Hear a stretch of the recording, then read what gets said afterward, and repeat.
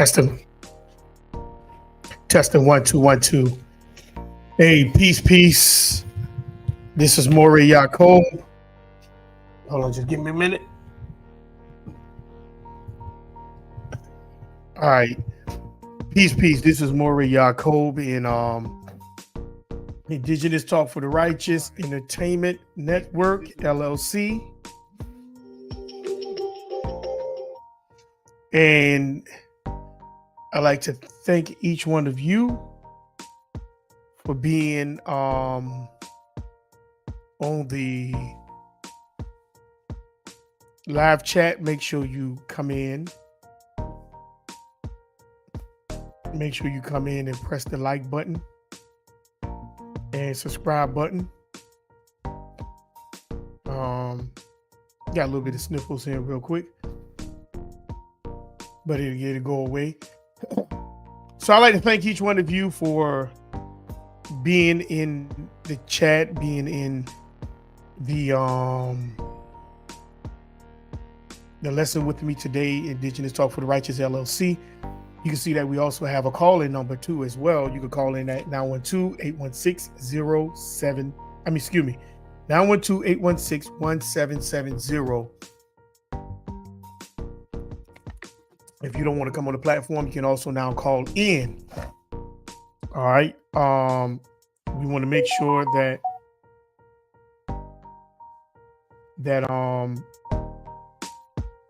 we have we get participation as well, not just on the platform. If you don't want to show your face, you can also just call in. Nobody will know who you are. All right. So before I get started, let me blow my shofar.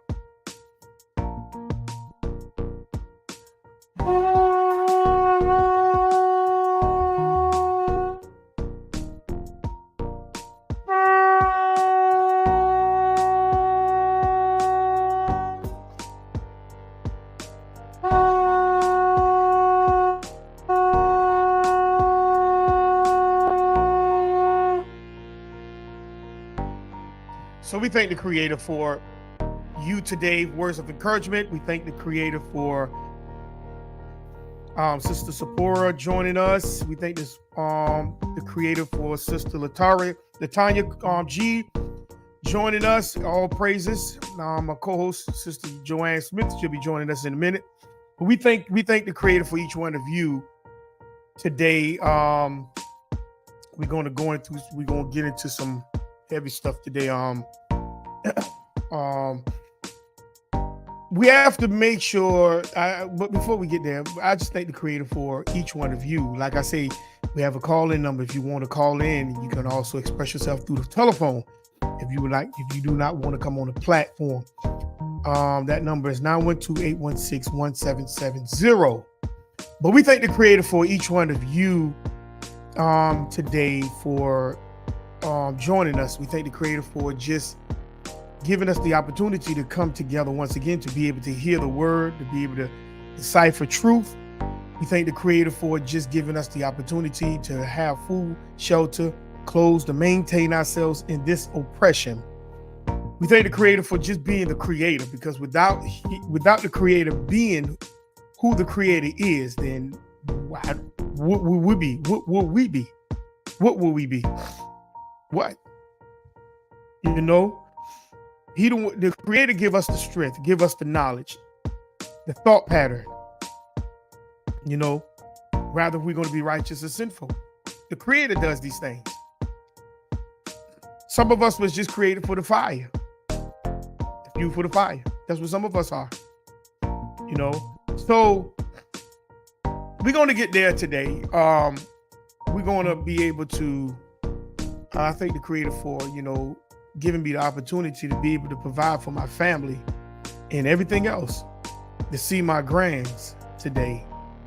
That's a beautiful thing, because some people have gone and not knowing their grands.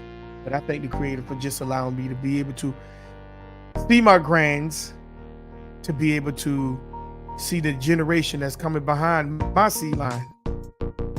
So we thank the Creator for all these things and all these things that will be. And all praise to Sister Joanne Smith joining us today as well. the co-host. So without no further ado, we're going to go ahead on and get into the topic at hand. This is part 4. All Israelites are not all Israelites. This is part 4.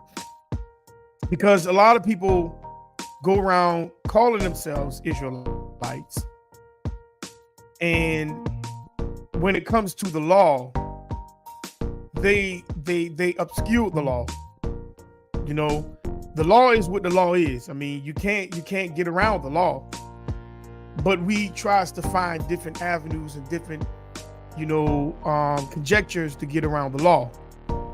And those who are on Facebook, you seen that I was going back and forth with the brother that be coming on the coming through the chat, about different things to try to make things seem like as if I don't understand what I'm talking about. But that's cool. It's fine. We're going to kind of hit a little, we're going to kind of back up just an inch and kind of move forward so we could get into some more information. Because if we don't understand law and inheritance, then we don't understand the Bible.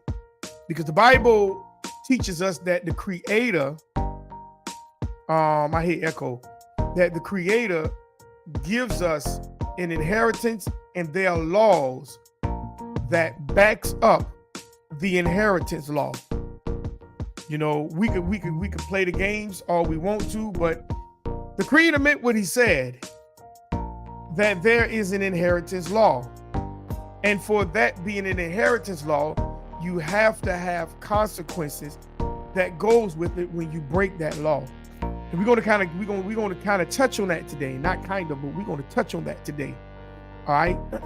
Because the Creator just don't say things and give things just for the, for the sake of it. There's reasons behind that. Okay? And for there's reasons that's behind that, we have to realize that I hear echo. We have to realize that the Creator is giving us the opportunity to set this thing straight. But if we don't set it straight, then this is the reason why we are in the shape that we're in today. Okay, so let's get into it about the Canaanites real quick. Because I was told that the Canaanites could be the strangers inside of the land of Canaan. My question now becomes, were the Canaanites supposed to be in the land of Canaan? That's what my question would be. It's not the point of them being there. Were they supposed to be there? That's the question. Were the Canaanites supposed to be in the land of Canaan? Because the only way you can be a stranger is that if you were allowed in that inheritance, not that you stole it or you gained it somehow that was illegal. So the first thing we have to do with the Canaanites is remember the Canaanites took Shem's land. And what was that law? What was that law? That law was sedition. It was the sedition law. Now let's look up the definition for let's look up the definition for sedition. That's S-E-D-I-T-I-O-N, sedition. Let's look that up. Let's look that up, and then we're gonna read that in the book of Jubilees, because it was said also by the brother on Facebook that Jubilees is not the law. Well, that's not the law. That's not the Bible. Okay, it's not the law, and it's not the Bible. Okay, let's see. Let's just read it. Let's just get the definition for sedition. Okay, let's get the definition for sedition, and let's see what that definition says. All praise as you come in. Make sure you press the like button and subscribe button if you haven't. And it's all we like to say thank you for joining us and supporting the page, and whatever support you have. If it's not monetary, that's fine. But just coming on, just fellowship with us, that's also support as well. So we thank the Creator for each one of you. Okay. So sedition is the ultimate act of defiance. Now listen what it says. The sedition is the ultimate act of defiance or disloyal to an established authority. So sedition is the ultimate act of defiance. Okay? That's the ultimate act of defiance. And sedition is also not just the ultimate act of defiance, but sedition is also, give me 1 second. Sedition is also being disloyal to an established authority. That's sedition. Okay? That's sedition. Now, I want you to put that there. I want you to see that. Okay? That's the ultimate act of defiance and being disloyal to established authority. Okay? That is sedition. That's the thing what we have to pay attention to. Because we cannot say that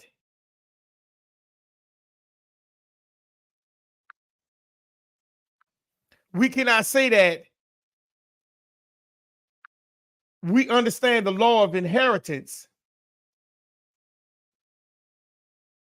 but we don't understand the law of sedition. Okay?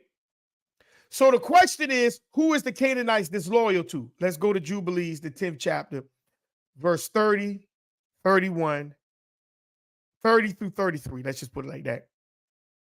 Jubilees, the 10th chapter, verse 30 through 33. Let's grab that real quick. Jubilees, the 10th chapter, verse 30. Go. Verse 30 through 33.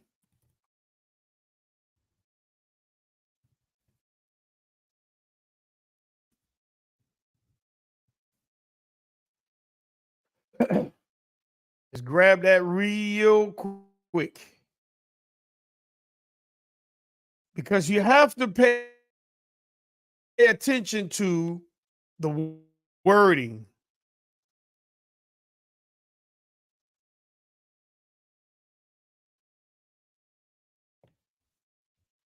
This is where the line stops right here. So we're gonna get into the law of inheritance. Because we're gonna also deal with some fake Jews that's over in Palestine and dealing with that war as well. Because all this ties in. We're gonna go down to verse 30 through 33.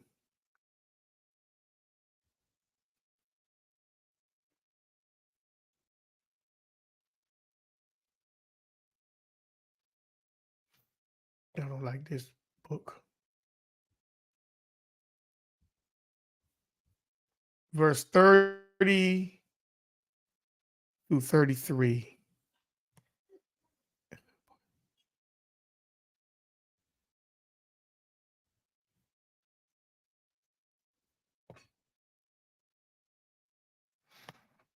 Just give me a second. I'm gonna pull it up.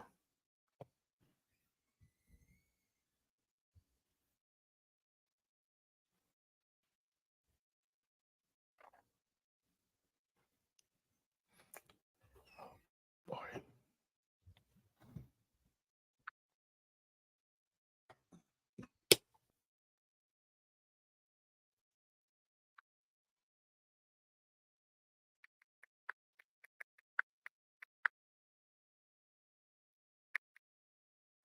All right, here we go. Let me get out of this right here. And this is what it says. No, the wrong one. This is what it says here. The book of Jubilees, the 10th chapter. And this is what it says. We're going to go down to verse 30. And it says, and Ham, his father, and Cush and Mizraim, his brothers, said unto him, thou hast settled in the land which is not thine, and which did not fall to us by lot. Do not do so, for if thou do so, thou and thy sons will fall in the land to be a curse through what? Sedition. This is what he said. You're going to be a curse. Okay. He says, let me read it again. Do not do so, for if thou do so, thou and thy sons will fall in the land to be a curse through sedition. What is sedition? The ultimate act of defiance or disloyal to an established authority. Okay? For by sedition you have settled by what? Defiance, ultimate defiance, or disloyal, being disloyal. And by sedition will thy children what? Fall. Because of your act of defiance and your disloyalment, your children gonna suffer. And thou shalt be rooted out forever. Now, so now the question is, who Canaan was disloyal to? According to Jubilees, Canaan was first loyal to Shem because because he was told that that was not his land. According to the book of Jubilees, he was told that wasn't his land. So he was defiant to live there. He didn't care nothing about Shem. He didn't care nothing about what Shem had going on. So he was disloyal to his uncle Shem. Okay? Or his brother, or his brother Shem. No, his uncle. He was disloyal to his uncle Shem. He didn't care nothing about his uncle. And his uncle's inheritance, he cared less. Okay? That was the first person he was disloyal to. The second person he was disloyal to was his father Ham. He acted in defiance against his father when his father told him whose territory that was. So now he didn't care about his uncle. And now he disrespected and didn't care what his father said. Then even his brothers, Mizraim and Put, told him, that's not your land.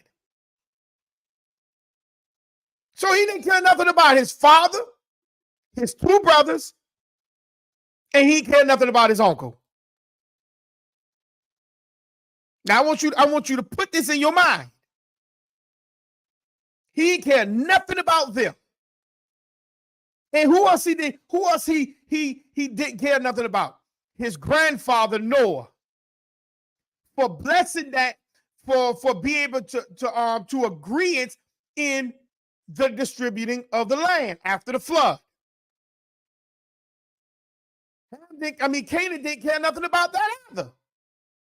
So he didn't care nothing about his uncle, his father, his two brothers, and his grandfather. Now you're talking about a man that is in ultimate defiance. He don't care nothing about what comes out of their mouth. He cared nothing about the actions that he was taking. All he saw was land that he wanted, and he took it. Okay? He saw the land that he wanted, and he took it. Who else he was in ultimate defiance of? He was in ultimate defiance of the Creator who blessed that union to be able to distribute the land among themselves.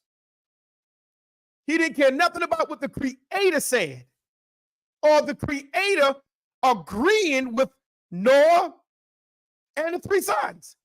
That didn't matter to Canaan. That did not matter to Canaan. He just wanted the land. Now, peep the game. Peep the game. Now, you talk about somebody that is in ultimate defiance. He don't care nothing about anything else but himself. And for him not caring about anything but himself, who else he was in defiance with or disloyal to? He was in defiance and disloyal to himself, which is now passed down to his generation. Because what did Ham tell him? What did Ham tell him about his generation? Let's go back to Jubilees. Then we're going to tie this into the Bible.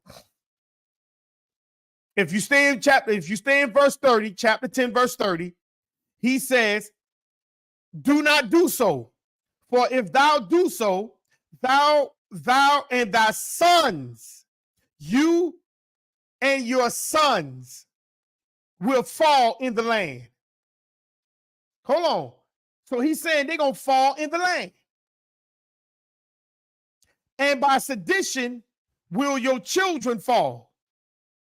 See, so in other words, this thing is now going all the way to his seed line. We're going to get into the law of inheritance. Yeah, what you got? So that's a generational curse right there. That's a generational curse. That is a generational curse. He said this thing is going to go all the way to your seed line. Okay? So then he told him, he said what? He said, and they shall be rooted out forever. Give me the definition for the word rooted out. What rooted out means? When you root something out, what that means?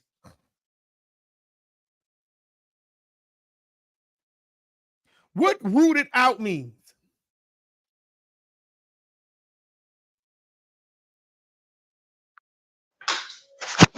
I'm the actual definition, but rooted out is almost like you're pulling weeds out of a garden. You're getting rid of the bad stuff, the stuff that's going to defile your garden.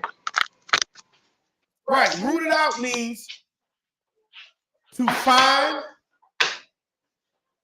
and remove. There's echo. You got anything else? That's it. So rooted out means to find and remove. He said you would be rooted out forever. That's what he said. You will be rooted out forever. Now, he didn't say you're going to be rooted out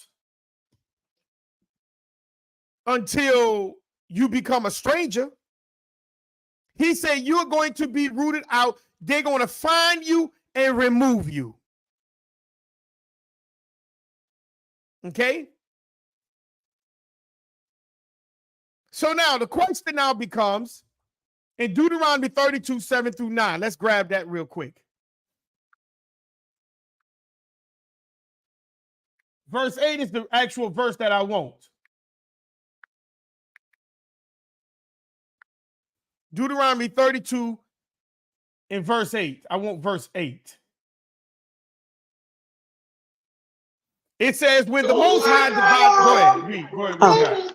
Okay. It says, when the Most High divided to the nations their inheritance, when he separated the sons of Adam, he set the bounds of the people according to the number of the children of Israel. So in other words, he gave Israel boundaries according to the nations. So every nation on the earth has their own inheritance.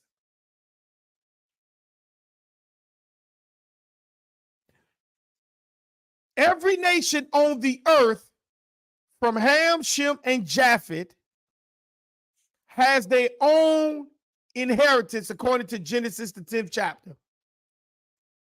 Every nation has their own inheritance. So if every nation has an inheritance of itself, and Shem has a separate inheritance from Canaan, how did Canaan end up in Shem's land if there was not a violation of Deuteronomy 32 and 8?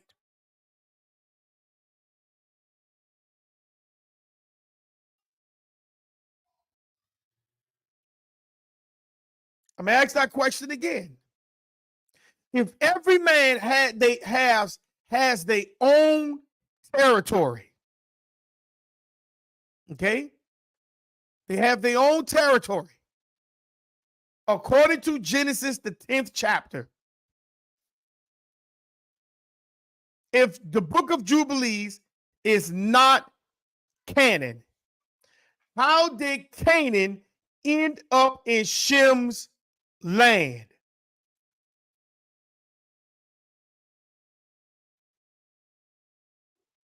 Because in Genesis, the 10th chapter, it shows Ham and Shem have separate borders.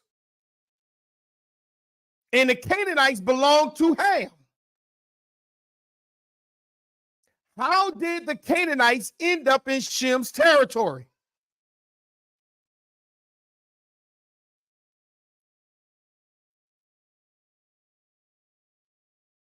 See, we're talking about the inheritance law. See, a lot of people just run them out.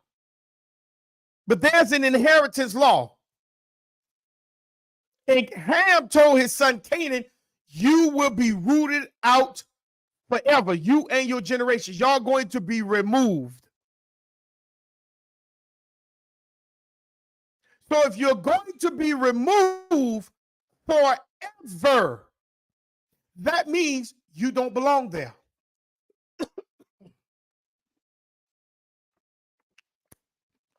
That means you do not belong there. So if you don't belong in an area and you took it illegal by defiance, ultimate defiance, and it was already told of you when you took the land that your generations are going to be rooted out, means to be removed forever. How is it that you now become strangers to be taught the law?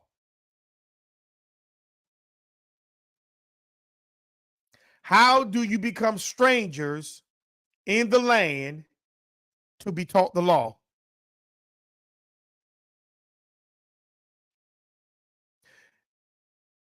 And the next question came to me was Leviticus 25, 24, and 45. They are the strangers that was around the Canaanites. We're going to touch that in a second. But how is it that you were to be rooted out forever, now become the strangers to be taught the law inside of a land that you stole? How? Every nation were given its own inheritance. The Canaanites stole Shem's land.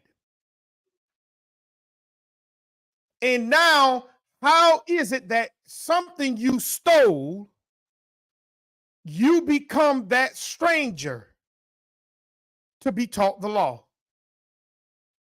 inside of a land that was stolen? How?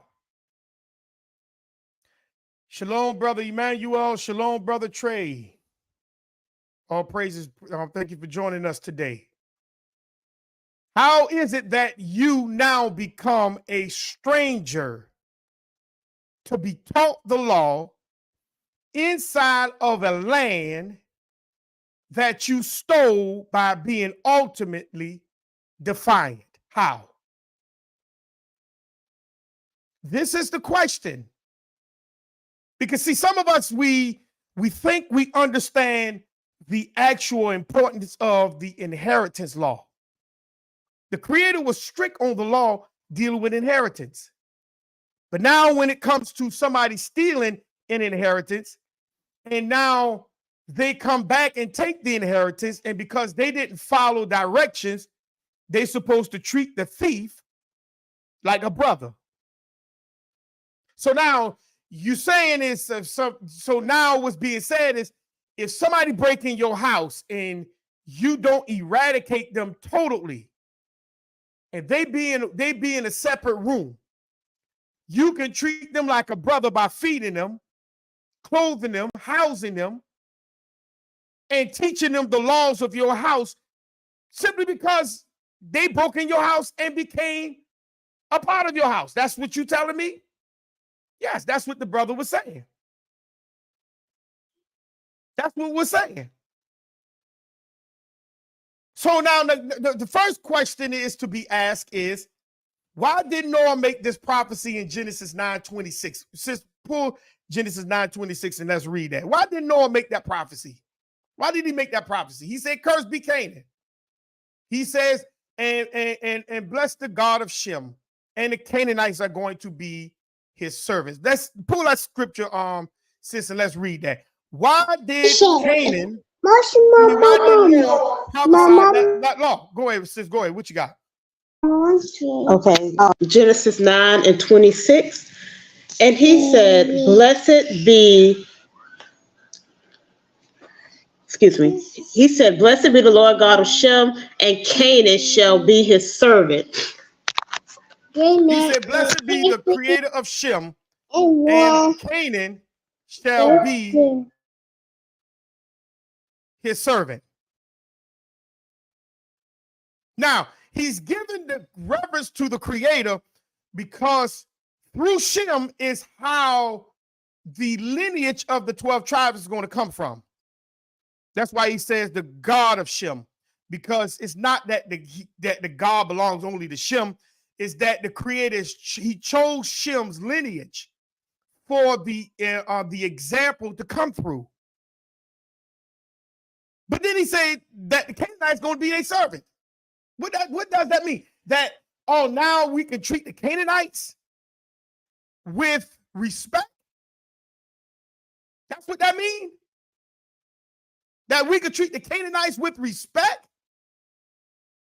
No. That's not what that means, because the Creator already gave a decree. Noah was just giving his sons the play that through his lineage, they're not going to carry out what the Creator had asked them to do. And we're going to prove that. The lineage of Shem is hard-headed. They are stiff-necked. They are defiant within themselves. So they're going to leave the Canaanites there because they are hard-headed, stiff-necked, and they are disobedient. In other words, Israel is wicked within itself. Noah gave the play. He gave the play to his three sons. That's why his sons understood the law of inheritance. But Shem's lineage did not understand the law of obedience. This is the problem. Shem's lineage did not understand the law of obedience. But Ham and Japheth lineage understood the law of inheritance. That's why Genesis 9:27 came into play. Noah was telling them the play that Israel is going to be disobedient to the Creator. And because you are disobedient, what do 9:27 says, sis?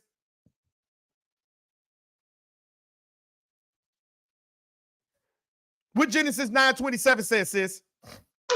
It says, the Creator shall enlarge Japheth, and he shall dwell in the tents of Shem, and Canaan shall be his servant.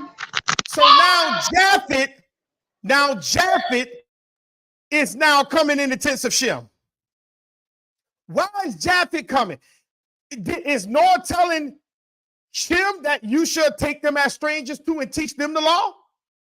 No, he's telling them because you are disobedient, Shem, that the Creator is going to send in Japheth as a belt to your behind. And the Canaanites, who you did not follow directions for, is going to side with Japheth against you. Noah gave them the play. But Shem's lineage still couldn't get it.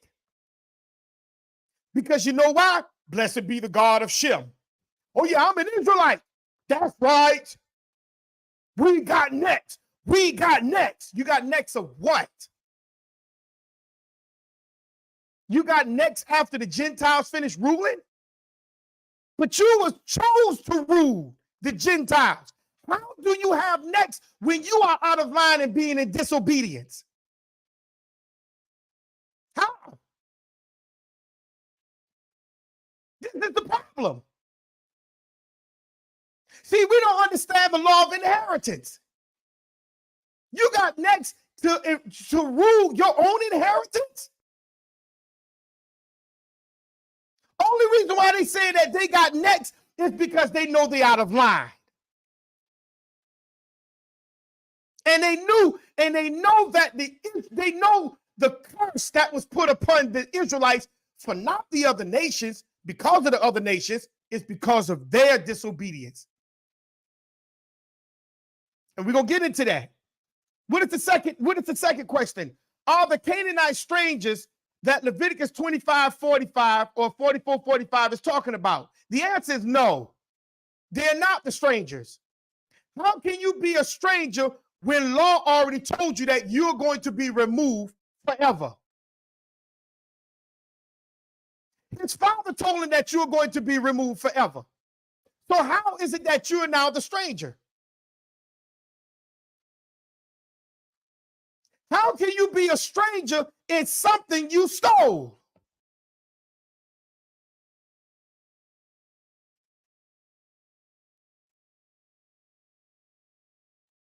And we ain't talking about something you ignorantly stole. We talk about something you deliberately stole.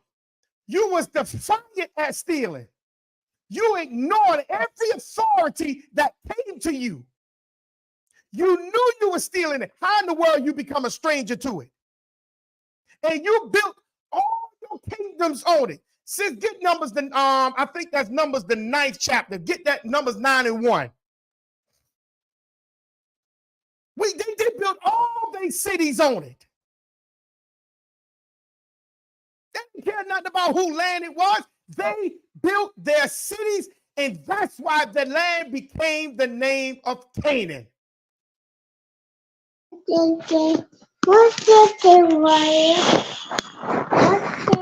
Okay, you said Numbers 9 and 1?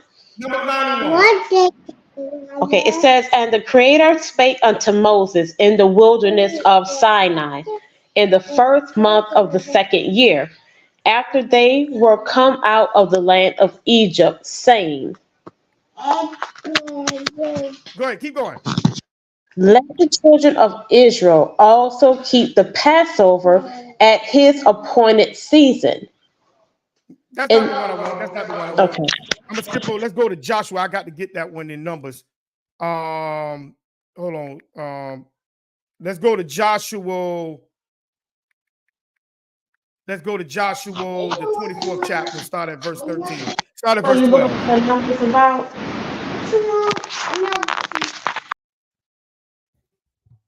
Joshua 24, start at verse 12. And I read it because she just dropped.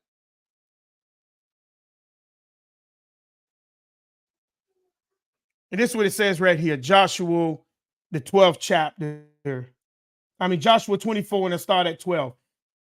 I sent the hornet ahead of you, and it drove out the two Amorites kings before you, but not not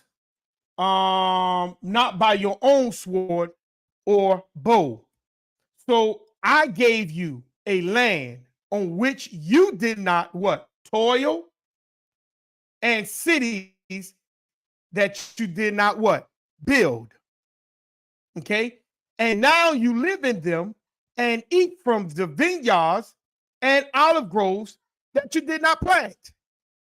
So hold on, who planted those? Who built the cities and the olive groves and the grapes and all that? Who built that? Was that the 7 nations that was already there? Who built them? So now, who built them? Who built the cities that were not built by the Israelites? Who built them? Did the Israelites build them, or did the 7 nations build them? See, this is when you're getting into the crack in the corner of the law.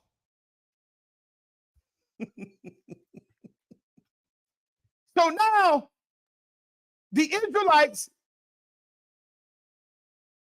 is now coming to the land that belongs to them. This is what the Israelites doing. They coming to the land that belongs to them. And who's there? The Canaanites. Let's go to Genesis 12 and 6. Let's go to Genesis 12 and 6. Who's in the land that the Creator gave to the Israelites? Who's in the land? What you got? It says, and Abram passed through the land unto the place of Shittim, unto the plain of Moreh, and the Canaanite was then in the land. The Canaanites were already there. So how in the world the Canaanites already was in the land if that land belongs to Shem? So now you're telling me that Ham and Shem received the same land, the same pattern of land? That's what you're telling me? So now they both got the same land. And if they both got the same land or inherited the same land, the Canaanites inherited the same land as Shem, can you show me that in Genesis, the 10th chapter? That the Creator gave the Canaanites the same land as Shem. That's all I ask, Miss Betty Bop. Welcome back, Miss Betty Bop. Can you show me how did the Canaanites get the same land as Shem? Because according to Deuteronomy 32 and 8, everybody had their own boundaries. So how can you take somebody's land and become a stranger in it? How? If the reason why you become a stranger in that land is because it's not yours, and you don't supposed to be there in the first place. You don't supposed to be there. The only time when you become a stranger, if they allow you to be there. That's it. Otherwise, you become a thief. You broke the law, thou shalt not covet thy neighbor's house. You are a thief. And now I could teach a thief in my house how to live by my rules, and everything gonna be okay. Wow. Wow. So now let's go to question number 3. So do that make Japheth the stranger as well when he took Shem's land. So Japheth took Shem's land too. He took Shem's land too. So do Israel have the obligation, because they didn't destroy Japheth? Does that make Japheth a stranger in the land for Shem to teach the law?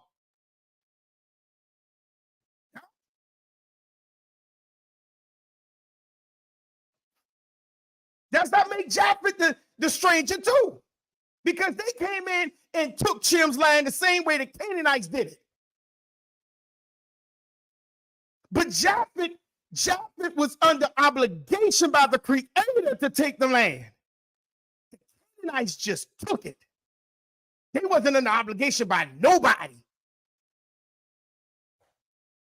So does that make Japheth a stranger? For them to teach and to live in the land just like the Israelites, does that make them a stranger? Because Japheth took the land too. He took the land too. So now the Israelites got two impeding forces in his land. And now both of them are considered to be strangers, according to this brother. And now, because we are under Japheth's rule and we can't kill the Canaanites, I asked the question, who are the Canaanites today? Since you can't kill them, you're supposed to separate from them. Who are they today? Because the Canaanites come from Ham. Those were some black folks, so-called black people. Who are there today? Who are the Canaanites today so that you won't mix marriages with them? Who are they today? Since you could teach them the law, that means they could come into your family too, right? That means they can marry your daughters and your sons too, right? Who are they today since you didn't kill them? Who are they? Because like on last week, I gave you the Phoenicians, where Solomon gave 20 cities to the Phoenicians came in the city of Galilee. Who are the Tyrians today? Who are the Girgashites today? Who are the Amorites today? See, we don't want to get into the classification of the people. We want to just stay on the surface level. Jesus loved all of us. All of us going to go to heaven. Woo! I got the halo around my head. Woo! I'm going to heaven. I'm going to heaven. Woo! That's what we want. That's what we want. Who are they? Because the Bible says they're going to be rooted out forever. Japheth is in your land. Who is Japhites? All these nations are around you today. Who are they? Because they categorize all the so-called melanated people as African American. Are the so-called American Negroes are the same people? Yes or no? See, this is the problem. See, the reason why you want to treat these people like strangers is because you are one.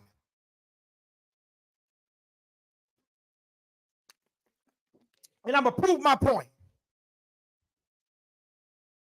That's why the Bible says a remnant going to come out. Because the majority of you is going to allow them in.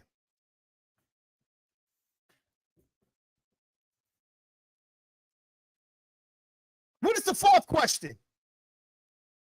The fourth question is, so now since everyone is in Shem's land, do Shem teach them the law now? Everybody's in Shem's land.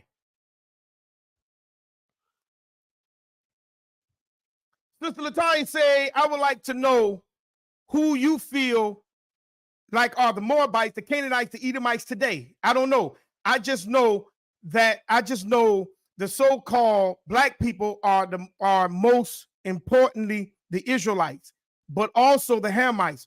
Who is who? I don't know.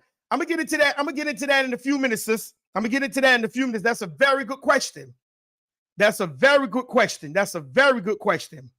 King, what his brother name is? King of Shamrock says, what about Joshua 1, 2, and 4 and Joshua 6, 2 through 5? God commanded Israel to take over the land of Canaan. Correct. The Creator did tell Israel to take the land, but the land already belonged to Israel. That's why he sent Abraham there. He told Abraham to leave his kinfolks and go to where I tell you to go. When you get there, I'll let you know when you get there. And when Abraham got there, who did he see in the land? The Canaanites. What was on the backside of the land of Canaan? Sodom and Gomorrah. Because Lot went over in Sodom and Gomorrah on the back end. Y'all forgot? You forgot? Lot went and took the south part of the Canaanites. I mean, the land of Canaan, which was Sodom and Gomorrah. Who was the Sodom and Gomorrah? Those were the kings of Ham. They come from Ham. That ain't Shem's lineage. That ain't Shem's lineage. That's Ham's lineage. So now, do the Israelites teach the other nations the law since they stole the land? Or do we separate from them? See, here's the point. Here's the point. See, the brother say I can't answer that. Yes, I can answer it. And the problem is, brother, I just sat there and told you in undoubtedly words that all Negroes are not the same people. Hint, hint. So if all Negroes are not the same people, what does that mean? Donkey of the day? Because that's your name on Facebook, Donkey of the Day. What that means? Is all Indian people, is all the Aboriginals the same Aboriginal? Are they the same people? The answer is no. Donkey of the Day? Emmanuel, Donkey of the Day? They're not the same people. Did all the Indians of the Aboriginal land of America have the same constitution and the same religious practice, Donkey of the Day? No. They didn't have the same ritual practices, Donkey of the Day. I want y'all to see this brother cussing in the chat. I'm glad he's cussing.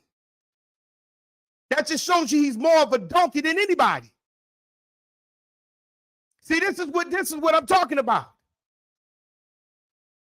All the Indians were not the same people. They were not the same people.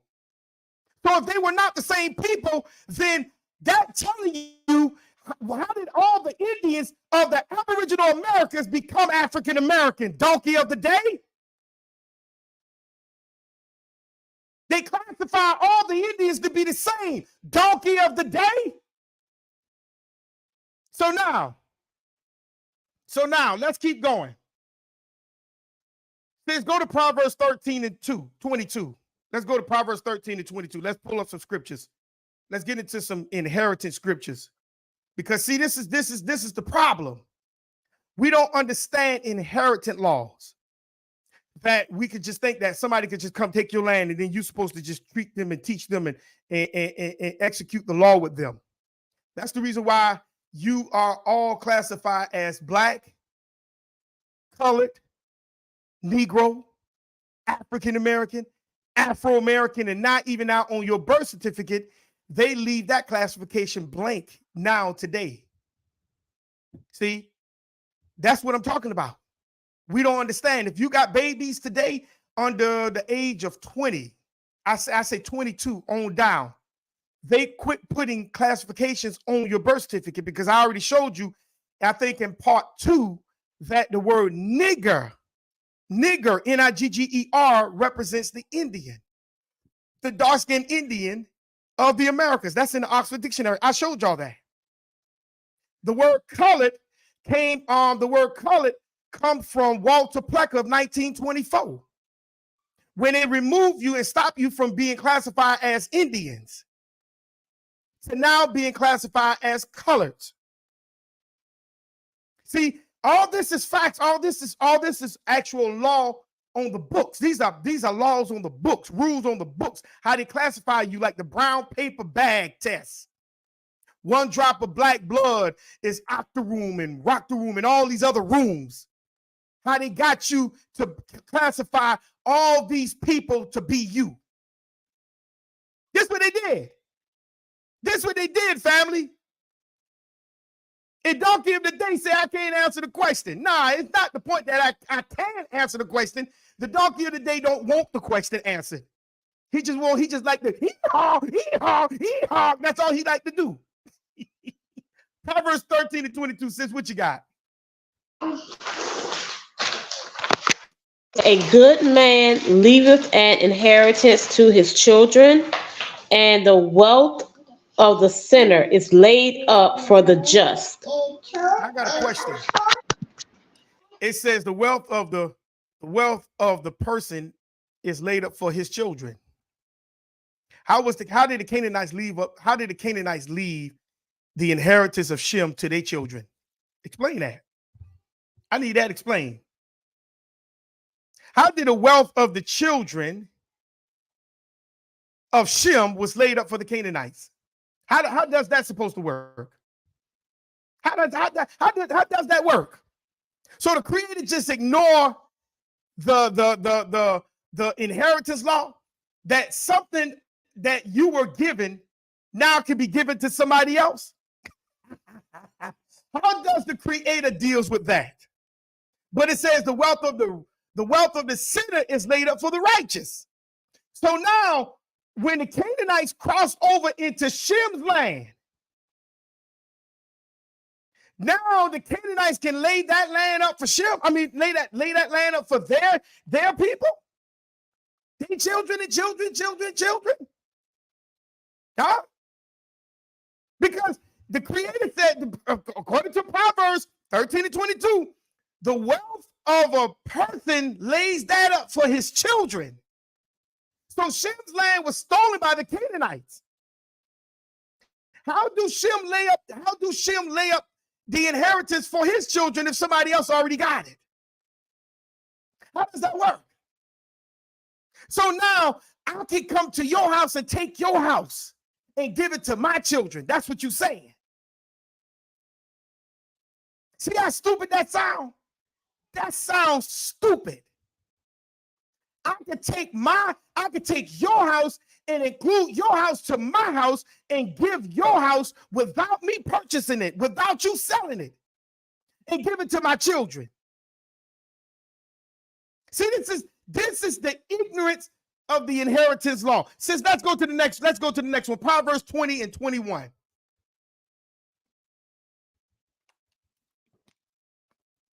So Shem's land could just be taken, and then when he gets it back, all Shem got to do is teach the law. Teach the law to people who covered the house, who stole the house, people who gained the house illegally. Go ahead, see what you got. As an inheritance may be gotten hastily at the beginning, but the end thereof shall not be blessed. Say it again, sis. Read that again. Read that again for the donkey of the week. An inheritance may be gotten hastily at the beginning, but the end thereof shall not be blessed. So now, how did the Canaanites be blessed in somebody else's inheritance that they gained hastily? How did they do it, donkey of the week? How did they do it? An inheritance may be gained at the beginning hastily, but in the end, it ain't gonna be blessed. How does that happen, donkey of the week? How do the Creator bless how does the Creator bless an inheritance that was gained hastily at the beginning? How does he bless it, fam? How does it, brother? It don't make a difference if she left. I don't care. The word still gonna go out, bro. How does an inheritance is blessed if it was gained at the beginning hastily. How?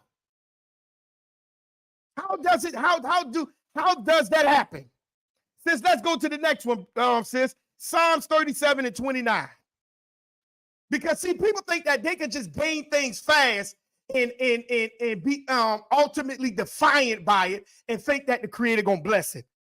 I keep telling you, there are laws, there are rules that the Creator go by in order for you to be blessed. You cannot be blessed in somebody else's inheritance. Go ahead, sis. What you got?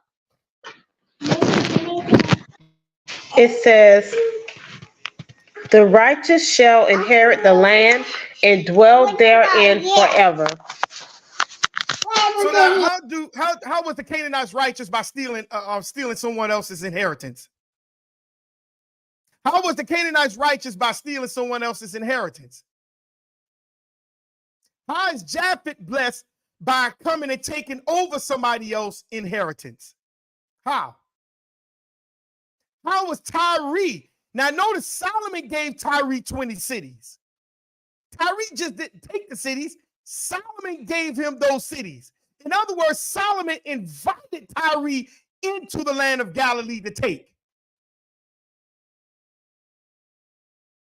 See, there's a difference. When someone gives you something, invites you there, and there's a difference when you steal it and you take it and nobody invited you. That's the difference. That's the difference. That is the difference. So now let's keep going, sis. Let's go to Numbers 27, verse 6 through 11. Numbers 27, verse 6 through 11.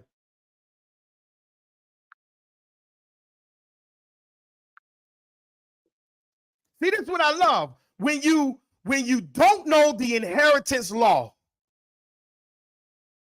and you become a donkey of the day.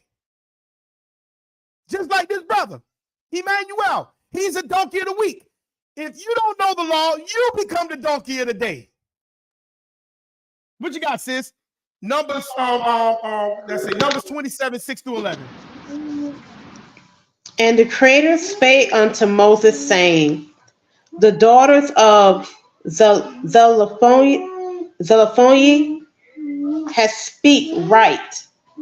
Thou shalt surely give them a possession of an inheritance among their father's brethren, and thou shalt cause the inheritance of their father to pass unto them. So real quick, you're talking about that this man had daughters. He didn't have any sons, okay? And for him not having those sons, he had daughters. Okay, so they're trying to figure out how does the inheritance passes through his daughters. Okay, go ahead. What you got? Where you at? Verse 8. Go ahead.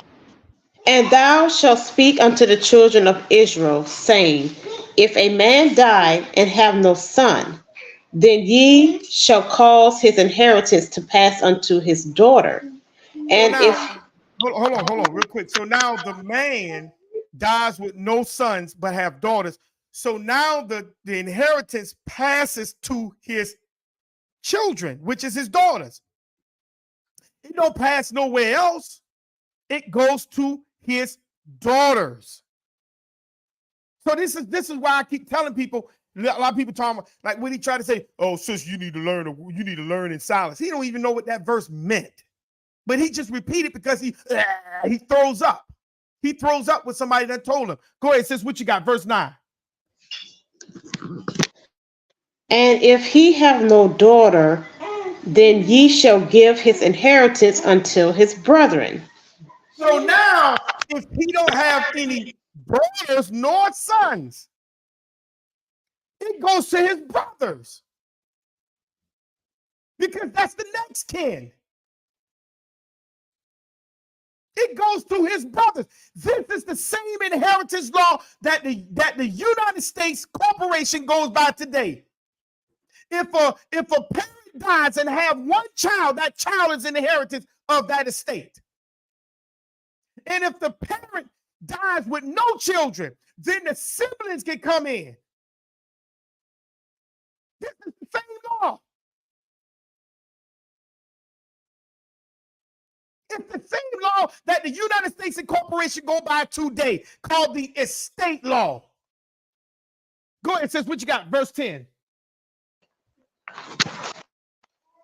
And if he have no brethren, then ye shall give his inheritance unto his father's brethren. So now he's saying if he don't have no brethren, no children, then he gives it to his father's brethren. Hey, shalom, brother Chava, brother, shalom, shalom. Good to see you. Good to see you, family. Good to see you. Happy Shabbat to you, brother. Happy Shabbat. Happy Shabbat to everyone in the chat. So if he don't have no brethren, if he don't have no brethren, no children, then it goes to his father's brethren. If his father have children other than him, it goes over there.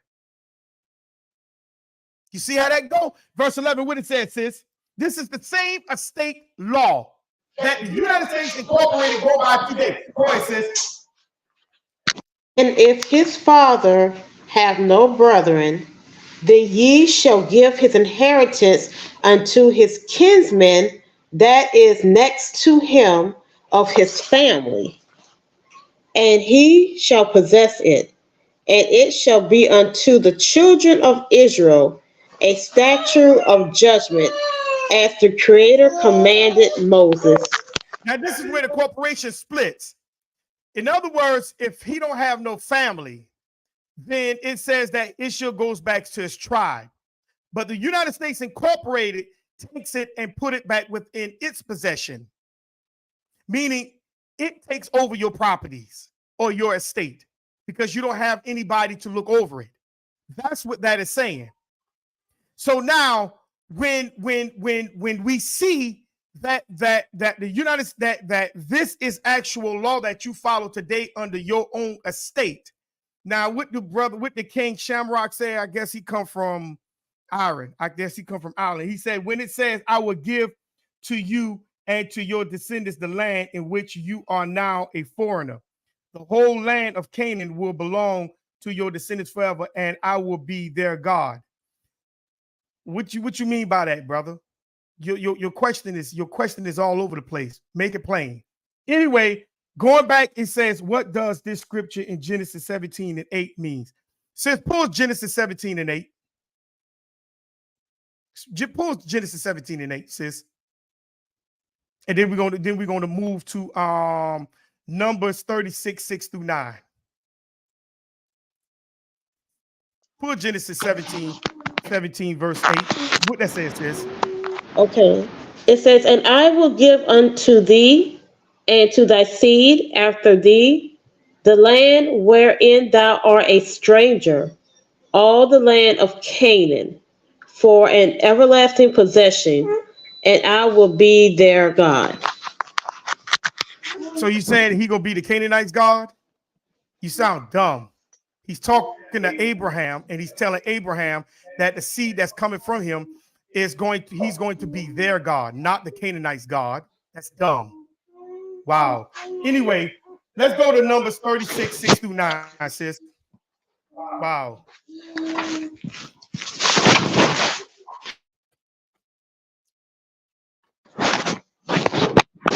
Wow. Numbers 36, starting verse 6.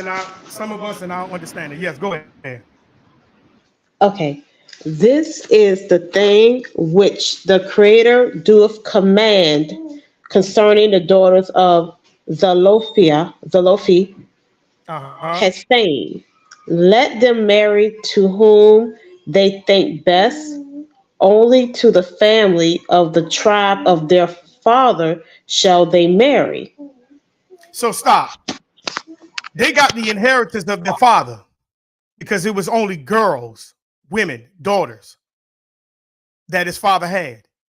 So now the law didn't specifically tell them who they should marry, but it's saying, but they should marry within the tribes of their father. Okay. So whatever their father were, that's the bounds that they're supposed to stay within. They don't supposed to go outside that bound. Okay, go ahead, sis. Go ahead. Go ahead, finish it up.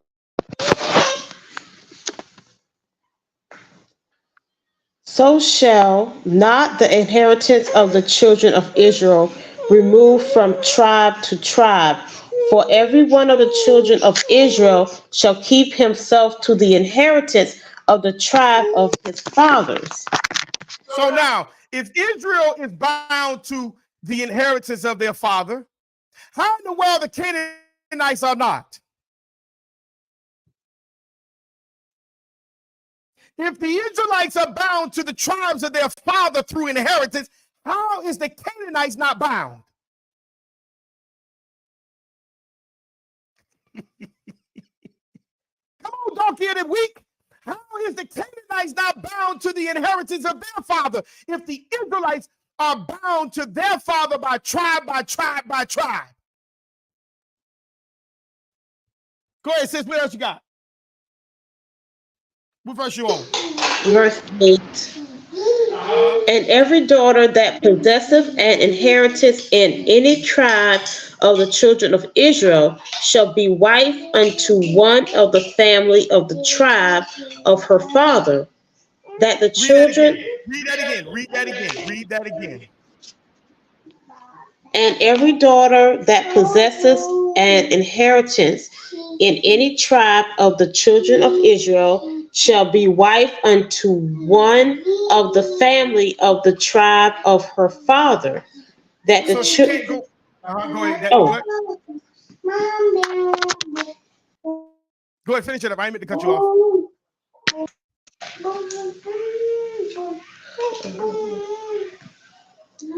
that the children of Israel may enjoy every man the inheritance of his fathers. That's the reason why when Israel went home and they regained the land back from the Canaanites who stole it, each tribe besides the Levites were given a portion of the land. It was the same thing like when Shem, Ham, and Japheth divided up the earth after the flood. Each portion belongs to a section of the portion of Shem belongs to the Israelites. And the Israelites just happened to have the land of Canaan. Okay. And the land of Canaan was divided up according to the who? According to the tribes. Except the Levites, they didn't have no inheritance of land. So now, if you were in Zebulun, you could not marry Asher. If you were in Levi, you could not marry Dan. You could not. Those were inherited rules. Because the inheritance of each tribe supposed to stay within those tribes. You cannot cross over, because what if all of Asher's sons go marry all of Dan's daughters? And that means the inheritance of Dan now also comes over to who? Asher. And Dan won't have no inheritance, hardly. So this is to keep everything balanced, fair, where that everyone has an enjoyment of their own inheritance that was given to them. You finish up, sis? You got the verse 9? Let's see. That's the last one I gotta read. Go ahead. Neither shall the inheritance remove from one tribe to another tribe, but every one of the tribes of the children of Israel shall keep himself to his own inheritance. That means the bounds were set. The bounds were set. If the bounds were set, the Creator's telling you not to cross them. Okay, let's go to the next one, sis. Let's go to Psalm 16 and 6. The bounds were set. So if the bounds were set, that means you can't cross them. There was no crossing of those bounds. There were lines drawn. Okay? There were lines drawn across the spectrum of the tribes. All right, go ahead, sis. What you got? Psalm 16 and 6. The lines are fallen unto me in pleasant places. Yea, I have a goodly heritage. See, the lines were drawn to me in pleasant places. So I have a goodly inheritance, means that they are bound set. And I have to learn to respect the bounds that were given to me and my fathers. So if Ham was given a rock, I have to learn to love that place what my father have drawn as an inheritance, that rock. If my bounds were set in sand, I have to learn to enjoy that sand. I can't enjoy somebody else's just because it looks better or have better. That means you're breaking it. Thou shalt not cover thy neighbor's house. Do we want nice things, have good things in life? Yes. But there's a way about doing it. You can't just go and take something that belongs to someone else and talk about you going to be blessed. It don't work like that. It don't work like that. Says Proverbs 17:2. It does not work like that. I have to respect my bounds. And if somebody invite me over into their bounds, then if I accept the invite, then I will go there. But I can't go into your bounds just for the heck of it. What did that Jesus Christ say in the New Testament? How can a house be taken unless you bind up the strong man? You have to bind up the strong man in order to take somebody's house. What you got, sis? Proverbs. We did 17:2 already. Okay, Proverbs 17:2. Let me do it. Let me get it. Proverbs 17:2. Because you got to be able to understand your bounds, and you have to respect your bounds. See, a lot of us we want to cross over into somebody else's bounds and talk about we blessed. How can you be blessed in somebody else's house? Proverbs 17:2 says, "A wise servant shall have rule over his son that cause shame, and shall have part of the inheritance among his brethren." See, a wise ruler is going to have rulership over his son that brings shame. See, and it says what? And shall have part over the inheritance among what? The brethren. If you don't have rulership over your son, meaning you cannot control your son, then how is you going to enjoy your inheritance? Because your inheritance comes and it continues through your children. So when you have the Canaanites entering into Shem's territory, Ham lost that part of himself.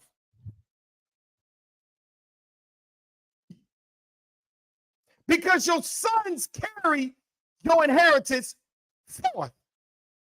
And if you don't have no sons, then your daughters do.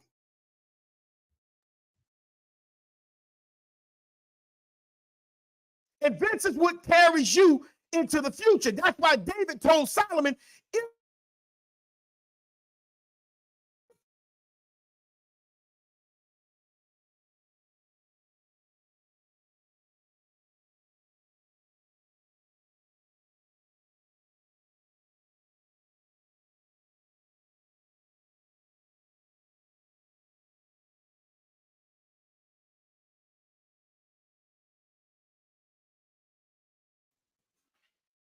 he said, if you obey my statutes, my covenant, if you obey the statutes, covenant, testimonies, and everything that the Creator has given me, it will not fail, says he. You hear me now, sis? You hear me now, sis?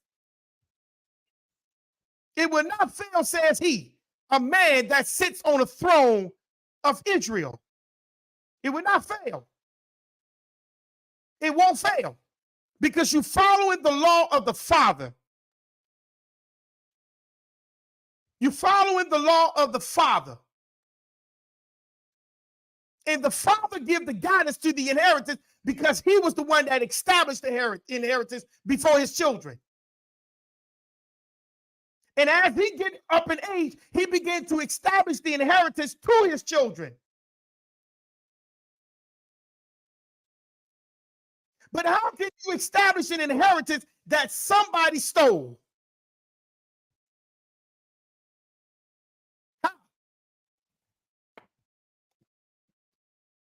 How can you establish an inheritance that somebody else stole and calling it theirs now?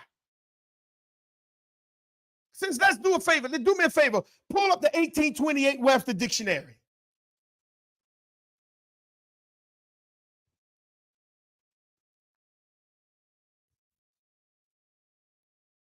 He said all praises again that nobody's in attendance, but he's here. But this joke is here. Y'all see that? That's that. I keep telling y'all, these devils come out when the word of truth comes out. These devils appear. His prayer ain't working. His prayer ain't working. He think I'm trying to reach thousands and thousands of people, and I'm not. That's why he's the donkey of the week.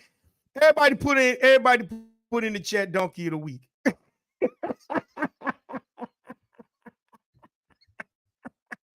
The donkey of the week.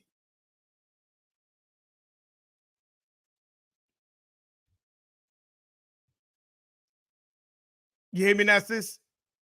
Because I know the thing I went muted. Oh, I hear you. Okay, go ahead. I'm back in, Sister Latanya, because I'm back. Go ahead, sis. What you got? Yeah, put up the American 1828 Webster Dictionary. What you got? You got it. Type in American and tell me what you get. Because see, we talking about stealing an inheritance. Oh, praise Brother Shava. Type in 1828 Webster Dictionary. I mean, Webster Dictionary. That's where we at. 1828 Webster Dictionary.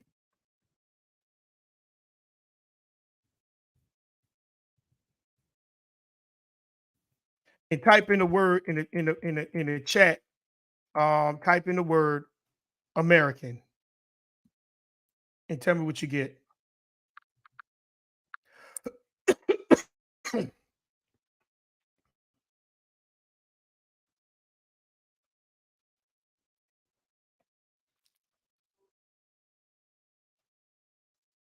1828 Webster Dictionary.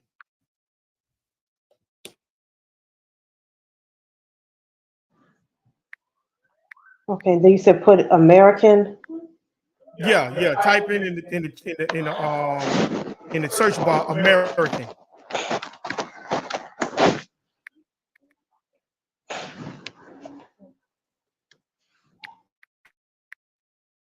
Because we're talking about inheritance. Did you get it? Okay, it says American. It has pertaining to America. Then it has now a native of America, originally applied to the Aboriginals or copper-colored races, founded here by the Europeans, but now applied to the descendants of Europeans born in America. So we talking about somebody who came in and took your inheritance as an American. And the brother talking about I couldn't answer that. I can answer that all which way I go. So when somebody came in and they found you here. They say copper color Aboriginals. They didn't say copper color Indian tribes by names. They just call you an Aboriginal, means you are from the soil of America. They found a whole bunch of niggas, whole bunch of Indians here. That's what they found here. What you got, sis? That's what they found, a whole bunch of niggas. I was gonna say they're not talking about the $5 Indians either. No, they're not talking about the $5 Indians. Because that's called the Know Nothing Party. Look up and Google the Know Nothing Party, sis. Dan Calloway put this information out. Put up the Know Nothing Party. Pull up the Know Nothing Party. And tell me what you get. The Know Nothing Party. Just that. The Know Nothing Party. Let me pull that up. Let me put that in the chat. The Know Nothing Party. What you got? Okay, it says movement. The Know Nothing. Okay, the Know Nothing movement was a nativist political movement in the United States in the mid 1850s. The political organization of the Know Nothing was officially known as the Native. This is Wikipedia. Oh, okay. Know Nothing Party, U.S. political party that flourished in the 1850s and was an outgrowth of strong anti-immigrant and especially anti-Rome Catholic sentiment that Mm-hmm. started. That's not it. Yeah, the Know Nothing Party. Those are the Native Americans. It was called the Know Nothing Movement. It was called the Know Nothing Movement. Those are the Native Americans that you see on the reservations today. That's who they are. They took your place, and now they call themselves. Notice they don't call themselves Indians. They call themselves Native Americans.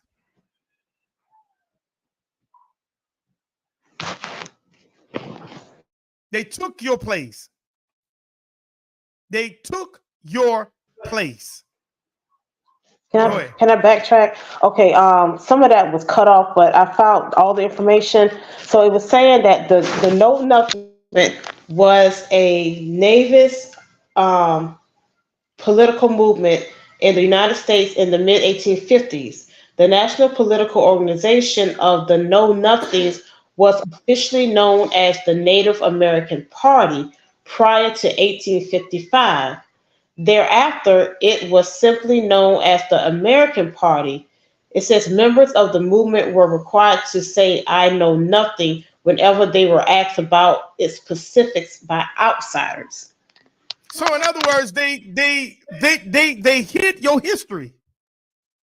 They know what they did, but they hid your history. So they don't know nothing about what they did to you. But they came in and they learned everything about you. Now all of a sudden they don't know nothing. And you think that political movement is gone? Oh no. Nope. But no, no, no, no. All of us are African Americans. All of us are black, colored, Negro, and Afro American. That's who we are. All of us are the same people because we're dark skinned, different shades of us. We're the same people. Let's go to Proverbs 19 and 14. See, this is what's going on over in Palestine today. They wants to take Sidon's land.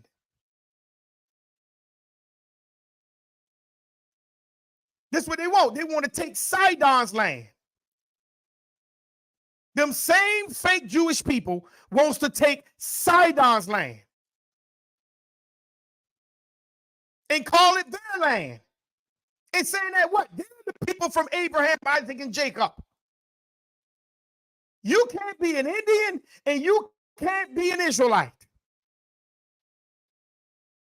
All you can be is an African slave from off a ship.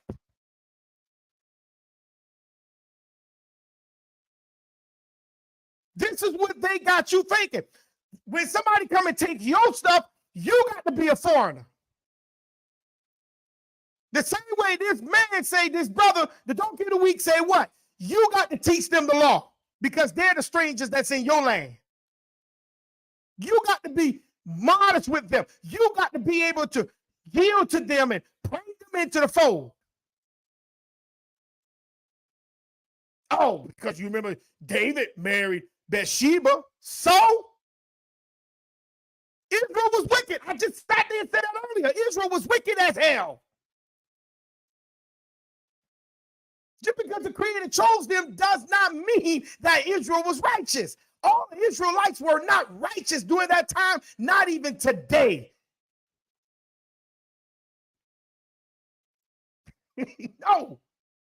Sister Latari say, our people won't identify as indigenous because they link indigenous to the image of the straight hair and slight tan people.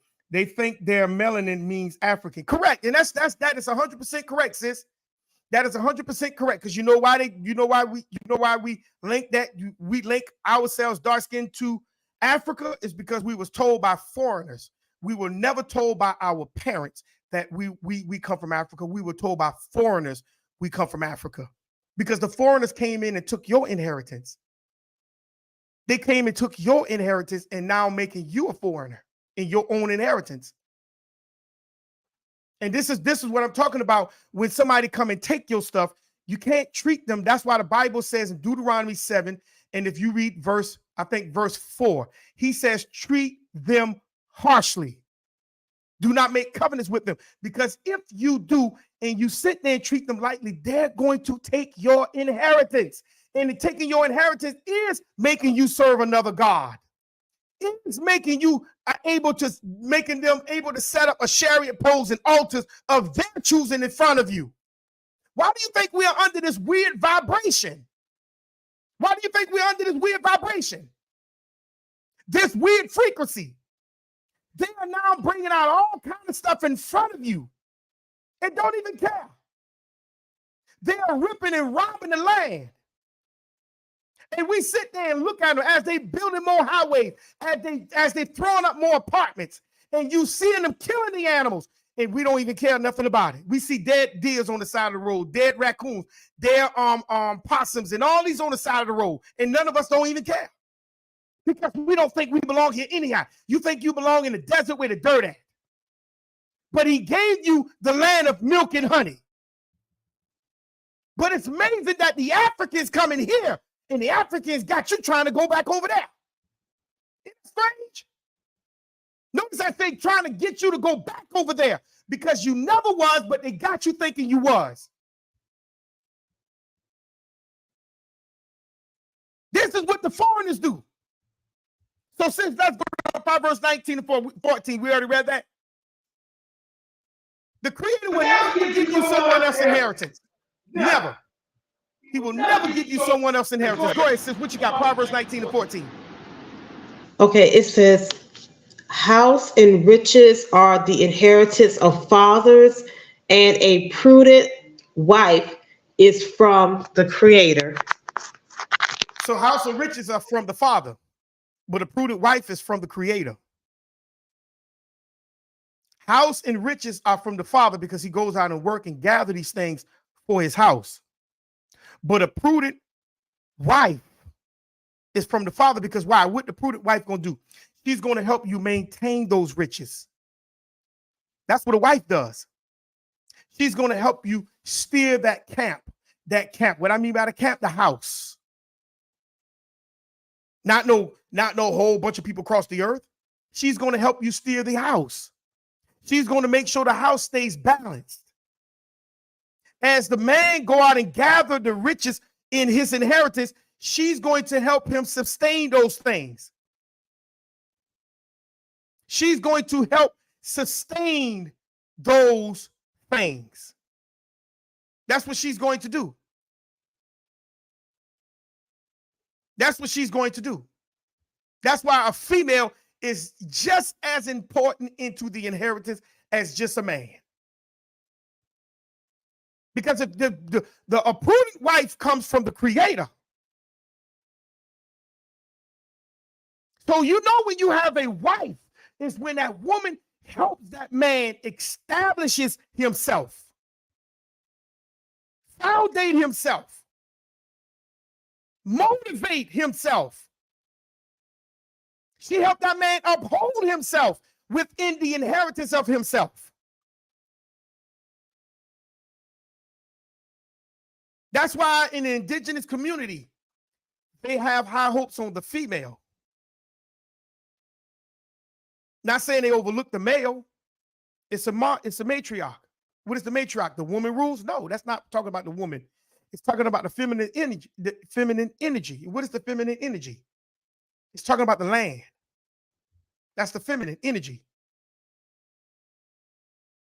We're supposed to be able to take care, protect, and house the land. That's why the Bible says that when Israel sinned, the land put them out. He said the land put them out. That feminine energy, because the land brings forth everything you need. And that's the same thing with a woman, your wife. She helped maintain everything you need.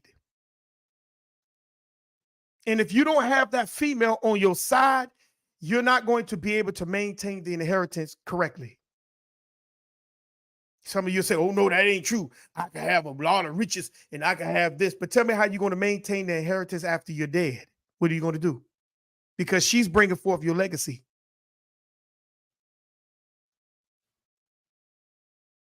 She's bringing forth your legacy.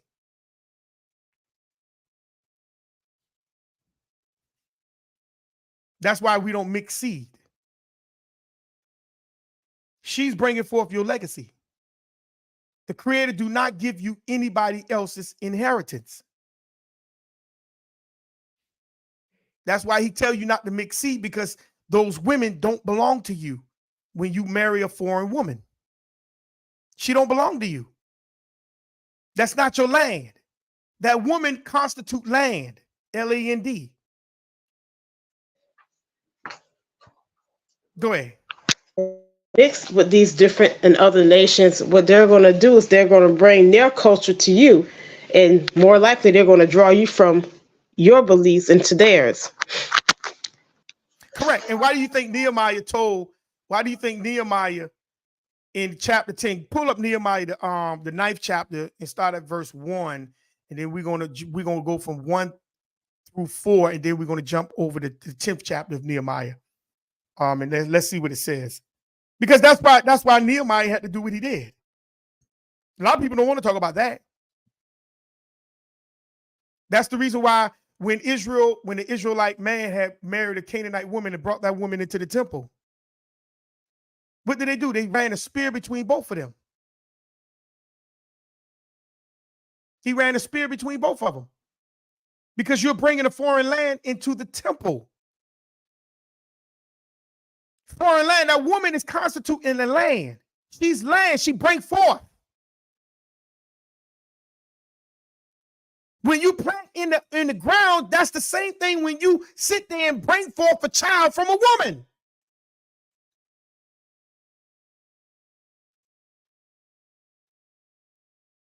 And that's why you can't mix the seed. Go ahead, sis. What you got? Did you get it? Ezra, the 9th chapter. Ezra, the 9th chapter. Then we're gonna jump over to Ezra, the 10th chapter. Oh, so not Nehemiah, Ezra? No, not Nehemiah. That's my mistake. Okay. That's my mistake. Salakia. That's Ezra 9 and 1. It's gonna go through 9, 1 through 5. I'm thinking 5.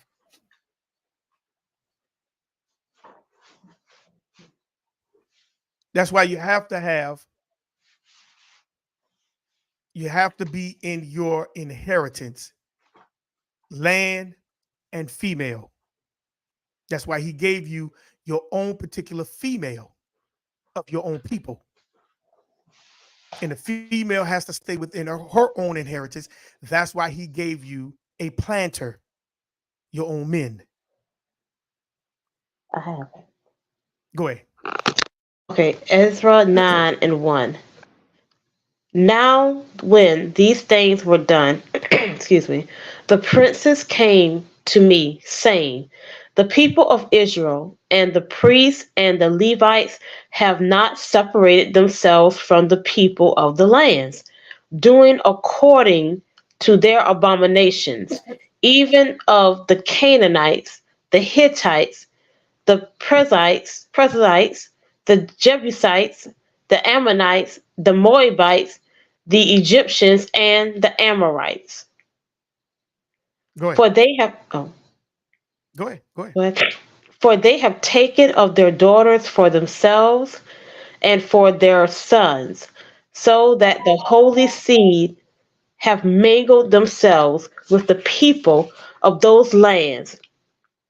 Yea, the land of the princes, the rulers, have been chief in their trespasses.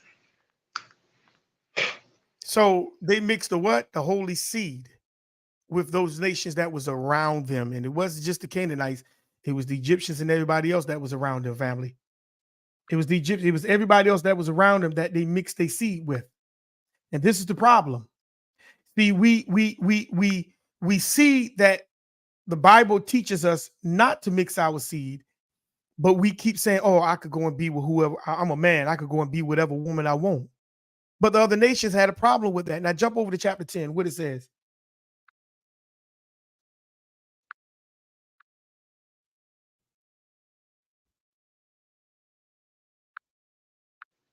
What's Start that at verse verse? 1. Chapter?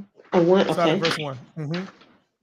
Now, when Ezra had prayed, and when he had confessed, weeping and casting himself down before the house of the Creator, there assembled unto him out of Israel a very great congregation of men and women and children, for the people wept very sore. Keep going.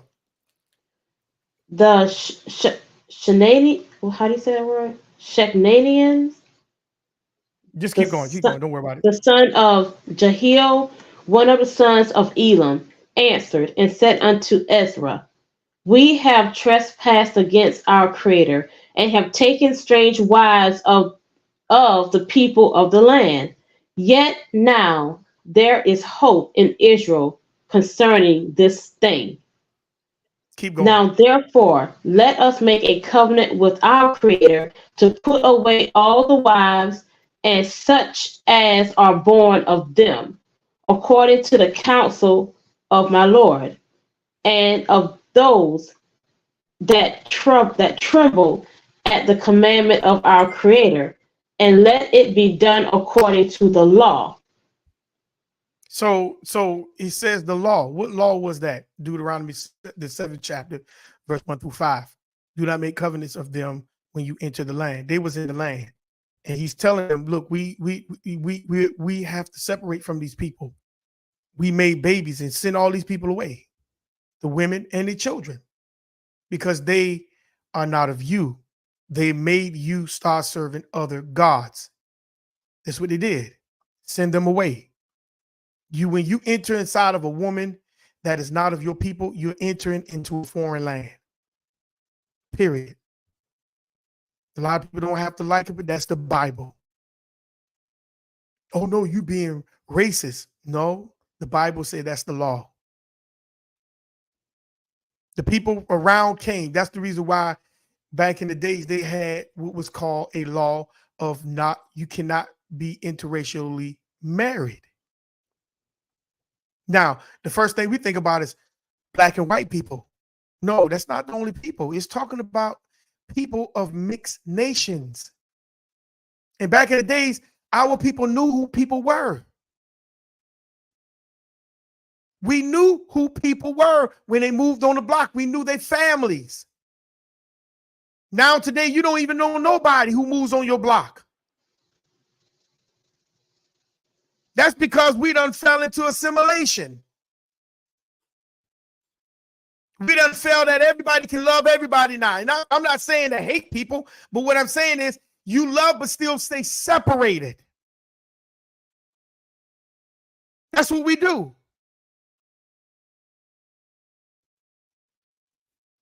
But we don't want to do that because we say, oh no, see, that ain't scripture. But let's keep going because the Creator don't give you someone else's inheritance. Let's go to Deuteronomy 2 and 9. Let's go to Deuteronomy 2 and 9. The Creator do not give you no one else's inheritance. He do not. Because that's why Deuteronomy 32 and 8 is in place. He put bounds of the nations. Every nation has their own land. They have their own inheritance. You cannot go and take somebody's inheritance and talk about, I'm going to be blessed. That's, thou shalt not steal, thou shalt not covet thy neighbor's house. Those just those two laws you broke. So now I stole your inheritance and I'm coveting what you got in your house. How do I expect to be blessed? How did the Creator bless me? How? What you got, sis? Deuteronomy 2:9. What you got? It says, and the Creator said unto me, distress not the Moabites, neither contend with them in battle, for I will give thee of their land for a possession, because I have given unto the children of Lot for a possession.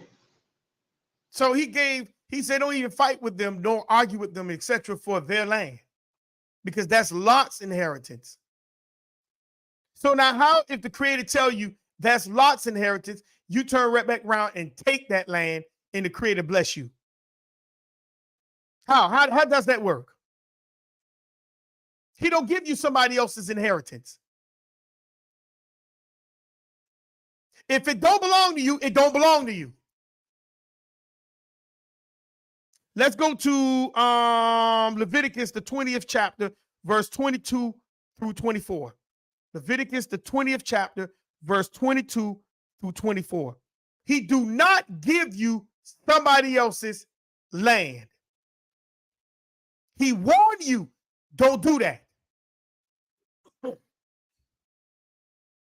And then he authorized you not to do it. And then you sit there and you continue to keep doing it. Okay. You don't think you're going to pay for that? Or you're going to get taught the law in the word, whereas that you now become the strangers of that land, whereas that the actual owners can now treat you with goodness. How does that work? Leviticus 20th chapter, verse 22 through 24. What you got? This.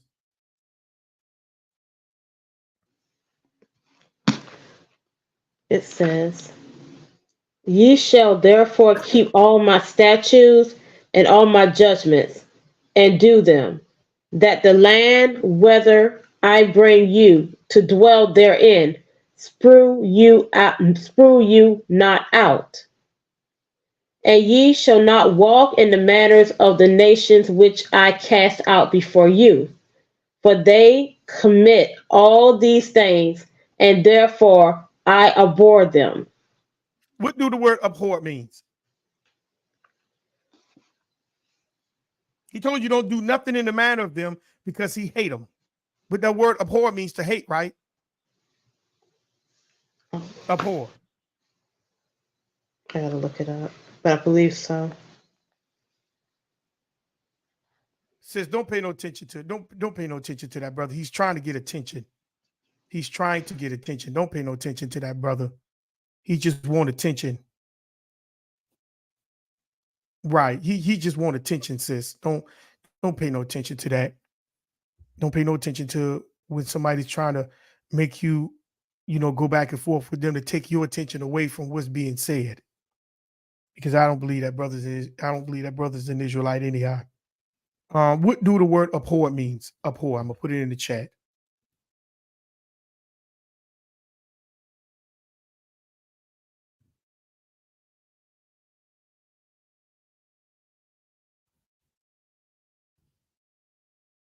Abhor means to hate, right?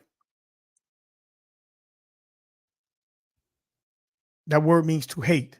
He hate them. So if the Creator hate them, how is it that now Israel can bless them? That's what the word abhor means. It means to hate. How is it that now the Creator can bless them? How?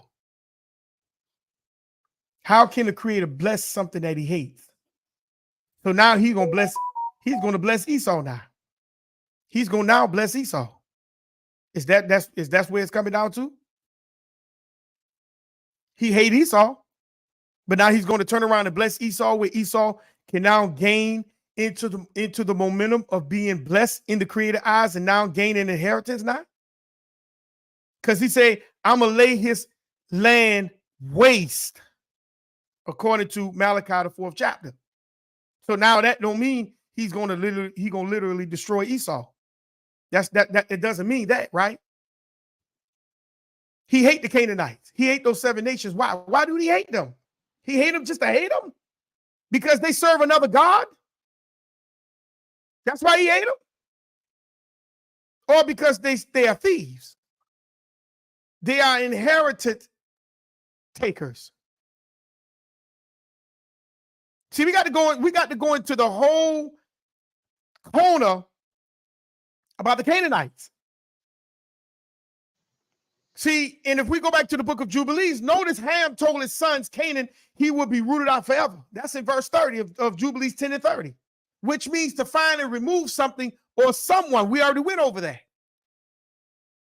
So now let's jump back into the scriptures. Let's go to Deuteronomy, the 7th chapter, verse 1 and 2 says, let's get into that scripture. And let's pull out some key words into these 2 verses.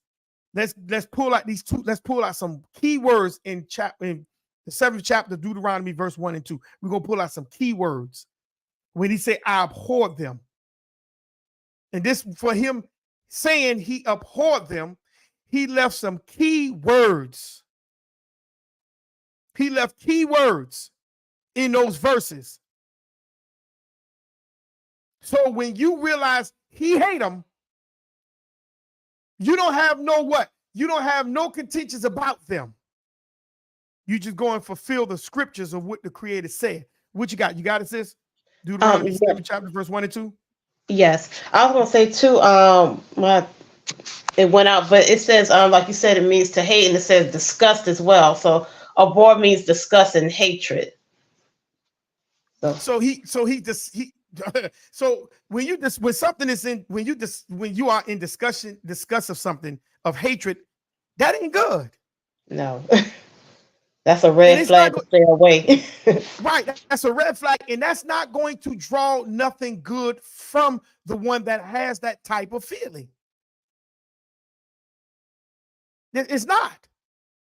So Deuteronomy 7th chapter, verse 1 and 2. Let's read that and we're going to pull out some keywords. What you got? Go ahead. It says, when the Creator, thy power, shall bring thee unto the land, whether thou goest to possess it, and hast cast out many nations before thee, the Hittites, and the Girgashites, and the Amorites, and the Canaanites, and the Perizzites, and the Hivites, and the Jebusites. I want to ask one question. We just read Ezra, and did not Ezra, the 10th chapter, just mention them same nations? And just added on the Egyptians and the Ammonites and all them? Am I right? Yeah, it mentioned it. And this one it added the Girgashites. I don't believe it added that and said that in Ezra, but it said the Egyptians. Okay, go ahead. And it says 7 nations greater and mightier than thou. So these people greater and mightier than you. Greater and mightier. Go ahead. And when the Creator of power shall deliver them before thee, thou shalt smite thee and utterly destroy them. Thou shalt what? Thou smite shalt what? Thee. Smite thee. Smite thee. What smite means? We'll take them out. Kill. That's right. Take them out. Kill. You shall kill them. Okay. And what now? And what the next one is? Utterly destroy them. Utterly. What utterly means? What do utterly means? Because let's see if he told us to have fun with them.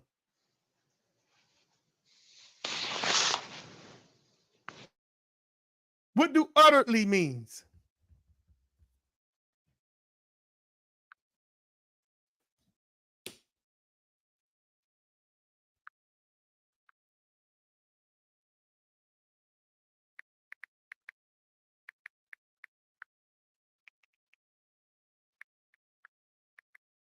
Utterly definition means what?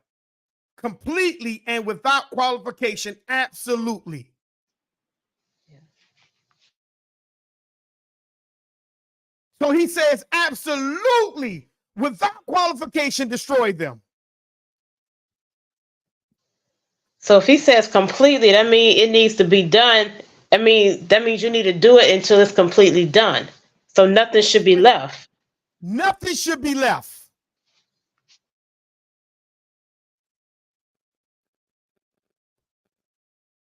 Let's keep going. Go ahead. What's the next one is?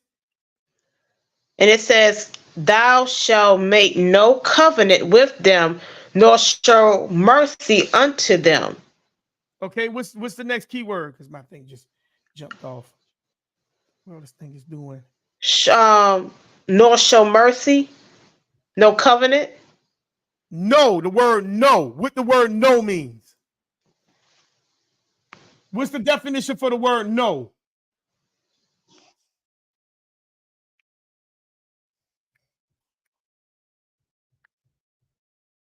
What no means?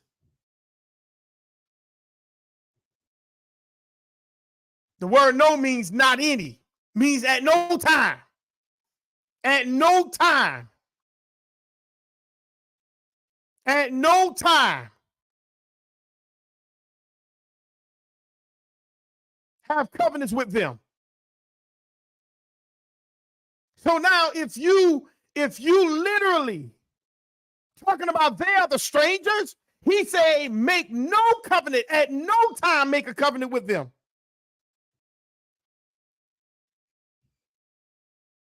So now you let them live, then tell me, how do you teach them the law? Because that's making a covenant with them.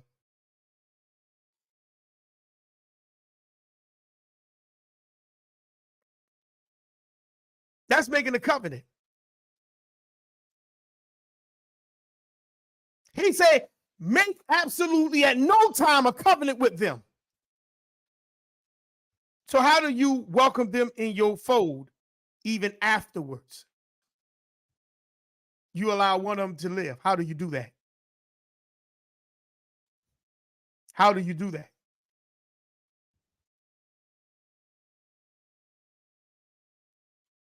How do you do that?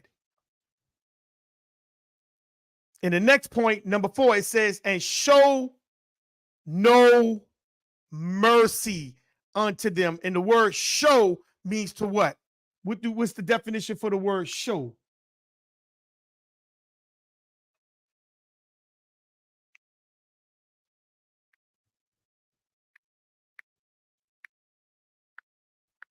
The definition for the word show means to what? To allow or cause something to be visible.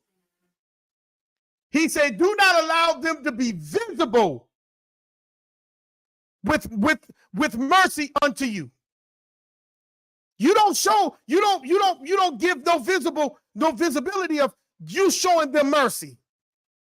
Means grace, favor, forgiveness, love.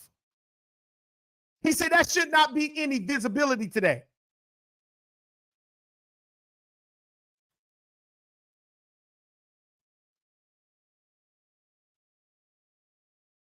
He said there should be no visibility to that.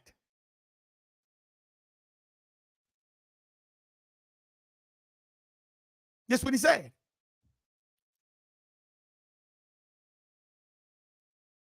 So how do we end up treating people that have this punishment with kindness and visibility? How do we do that? How do we treat them nice? How do we welcome these people inside of our fold? How do we not separate from these people? How do we not identify and separate? See, they tell you all of us are the same people, but you know who can tell you who you are? Your family. That's who tell you who they are, because that's who you come from. Since they jumble and they gibberish everything up together,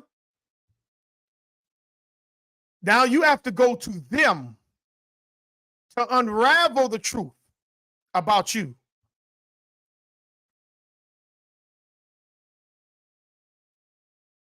That's how you determine who you are, because they'll tell you who you are.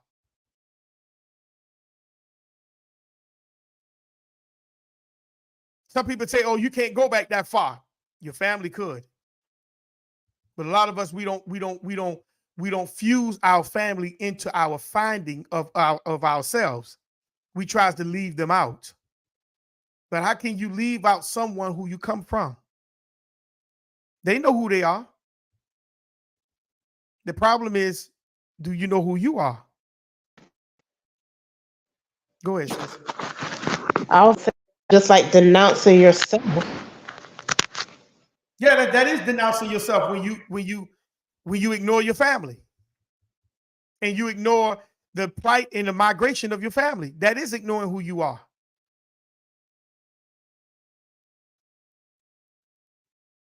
See, they jumbled everything together, and they did that by purpose because they knew that your enemy that lives and sit up around you looks like you, talk like you, dress like you, act like you. And if you ain't careful, you'll think they are you. That's why that old saying say, just because you're my skin tone, don't make you my kinphone. All skin ain't kin. But we say, oh, yeah, we got to unite all black folks. Why?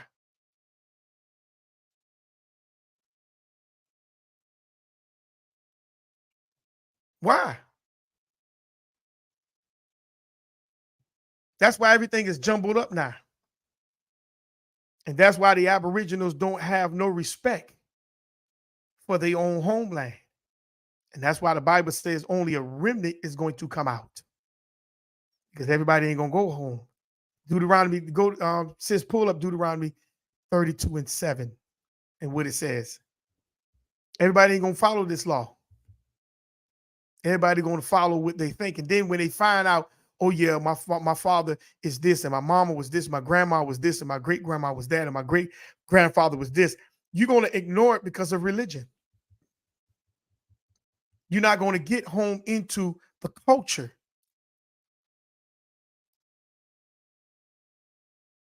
What you got? Deuteronomy 32:7. What you got, sis? It says, remember the days of old, consider the years of many generations. Ask thy father, and he will show thee, thy elders, and they will tell thee. And your fathers are your father. That's your father. Well, my father might be dead, but it's paperwork on your father. It's paperwork on your mother. It's paperwork on your grandfather and your grandmother. Follow the paperwork. Follow the paper trail.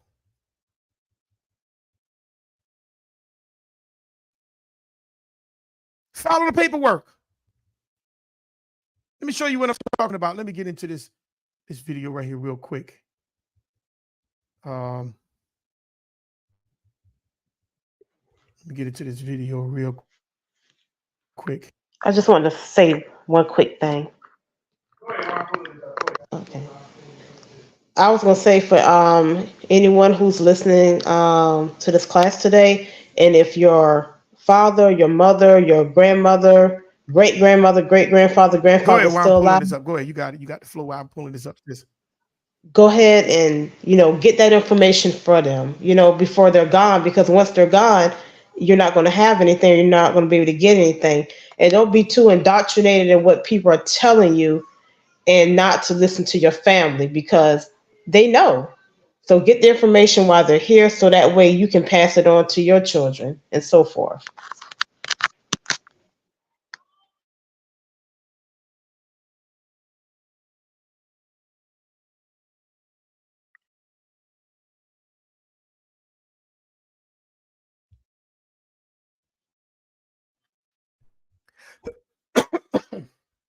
And that's right. You have to get the information while they are here.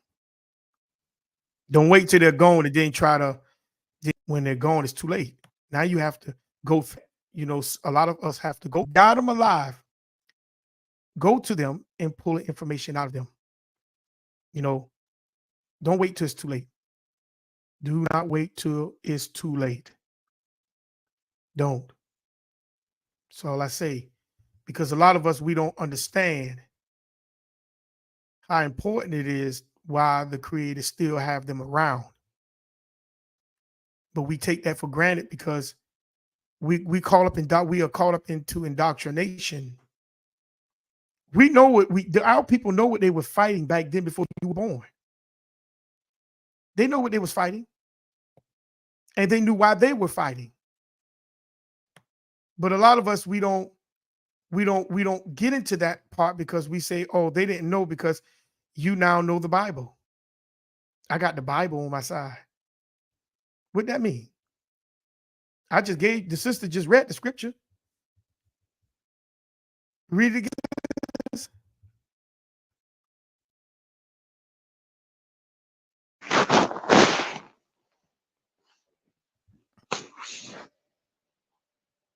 The page turn. Give it to me one more time, please.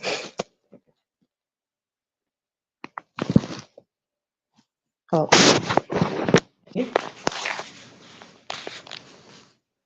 Hello? Oh, can you give me that scripture? Yeah, go ahead. Okay. It says, remember the days of old, consider the years of many generations.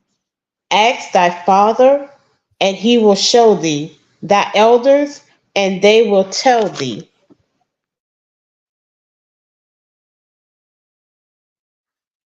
See, it's to tell you to go and talk to a foreigner. Now, I'm about to pull this video up. This is my boy UBTV. Let me pull this video up because I didn't plan on pulling this video up today. I really didn't. But since we already about this, I'm gonna go ahead and pull it up. Hold on.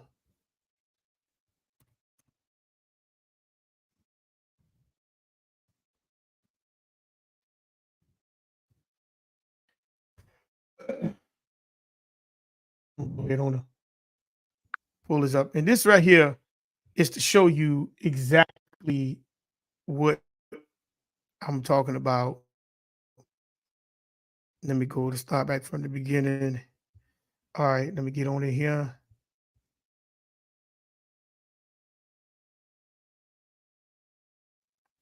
All right, so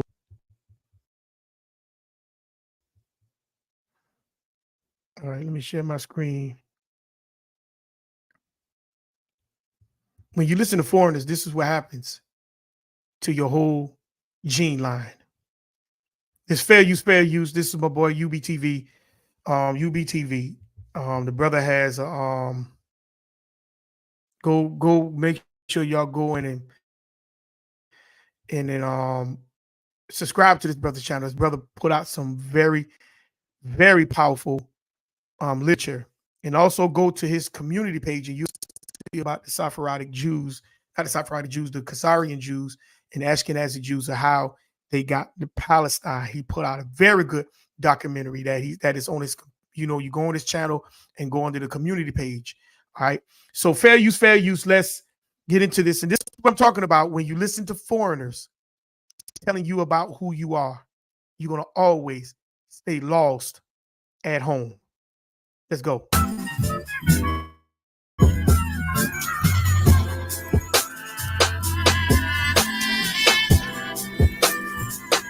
Let's go. Let's get past this right here. A 21st. All right, let's go. Look how beautiful the Grand Canyon looks. Look at the Grand Canyon. Utah, the mountain. That's the land. Beautiful. Look at that. Oh man, beautiful. Look at home.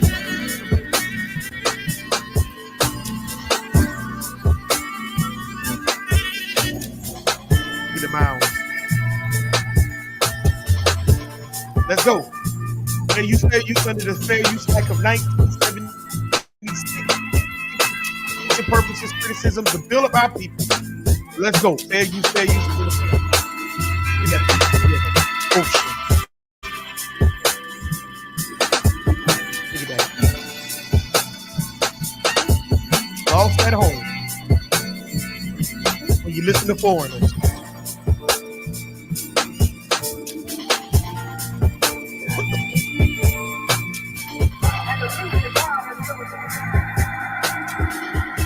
UBTV. Let's go. The truth is that I wanted to do a 21st century version of Alex Haley's Roots. Right. And I wanted to get 8 prominent African Americans, and I would trace their family tree back to the abyss of slavery, the tomb of. Try to remember, Alex Haley movie Roots was already went to court, and it's found to be plagiarized. It was in the fiction section, and he got sued. Okay. Alex Haley movie Roots found to be plagiarized. Okay. So this man is telling you he wanted to base people of this continent movie. I'm gonna rewind it, let you hear it again for his own mouth. Let's go. And look what he's gonna base your lineage on. The truth Slavery. is Let's go. that I wanted to do a 21st century version of Alex Haley's Roots. Right. And I wanted to get 8 prominent African Americans, and I would trace their family tree back to the abyss of slavery, the tomb of slavery, because that's when records for Black people disappear, obviously. And then what I call reverse the middle passage through DNA and find out what ethnic group they were from in Africa. Now listen to what he's saying. Now this man right here is a foreigner. He's not indigenous to this land. His lineage is from Europe. He'll tell you that straight out his mouth. So this man say he wants to dig all the way back to your records, because that's where in slavery where your records supposedly had disappeared. And then you do the spit test to connect you back to where you come from. Let's see what he get. Let's go. Like Alex Haley claimed that he did. So I got Oprah Winfrey, Chris Tucker, Bishop T.D. Jakes, Quincy Jones. It was an experiment, and it was a big hit. And so PBS asked me to do a sequel, and we called African American Lives too. And we did Morgan Freeman, a man who played God and the President. You had to do him. Yeah, gotcha. Maya Angelou, God bless her soul. But these are all Chris people Rock. that were famous and celebrities, and Yeah. And the idea is what, that their lives will be more interesting to people. Yeah, well, viewers, who real people who tune in, want to look over your shoulder. Which is the and reason they get read these gossip. family stories. They want to know about people who are famous. Right, and this is an archival form of gossip. But here's when the brand changed. I get a letter, Charlie. I started getting all these letters from people. And I get a letter from a Russian Jewish woman who said, "Dear Dr. Gates, I've always admired your career and your stance on multiculturalism and cultural diversity. But after watching 2 seasons of African American Lives, I've decided you're a big fat racist because you only do Black people. So, my whole identity is African American studies. That's my day job. I've been a professor of that since I was 26 years old. Yeah, Yale, Cornell, Duke, now 26 years at Harvard. Glorious years at Harvard.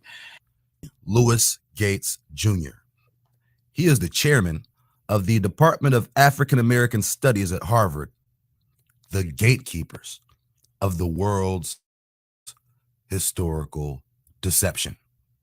In my time, we were taught that the Africans were these benighted people, and they were too stupid to build a boat or to be curious about the world and cross the Sahara Desert. It's rubbish. Africans are just as curious as anybody else. The Sahara Desert was a highway. It wasn't a barrier. So I thought, and there were great trade routes. So I thought maybe my Nubian descendant had come over and ended up being tricked by some white man and ended up in Maryland or Virginia or something. So that was cool. And if I needed an interpretation, believe me, I could have produced one. As he panders to his audience for laughs, he makes reference to Dr. Kittles, who is the founder of AfricanAncestry.com. Now, this right here, I just want to say this guy right here, who he just showed, is the actual guy who created the Ancestry.com database of telling you that you come from Africa, the Black dude. And Dr. Henry Gates here that you see on the screen now is getting ready to tell you with the scheme that they have going on. Let's go. So it broke on CNN. I was sitting in my living room minding my own business. It said, Oprah Winfrey's Zulu. So I called Rick Kittles. And I said, Rick, did you tell Oprah she was? He goes, no, man. She made that up herself.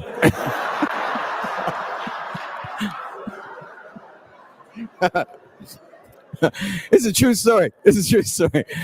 I would lie to make you laugh, but I'm telling you a true story. Gates goes on to reference the process by which Kittles collects genealogical information, jokingly, as if the process he uses to collect information is completely fraudulent.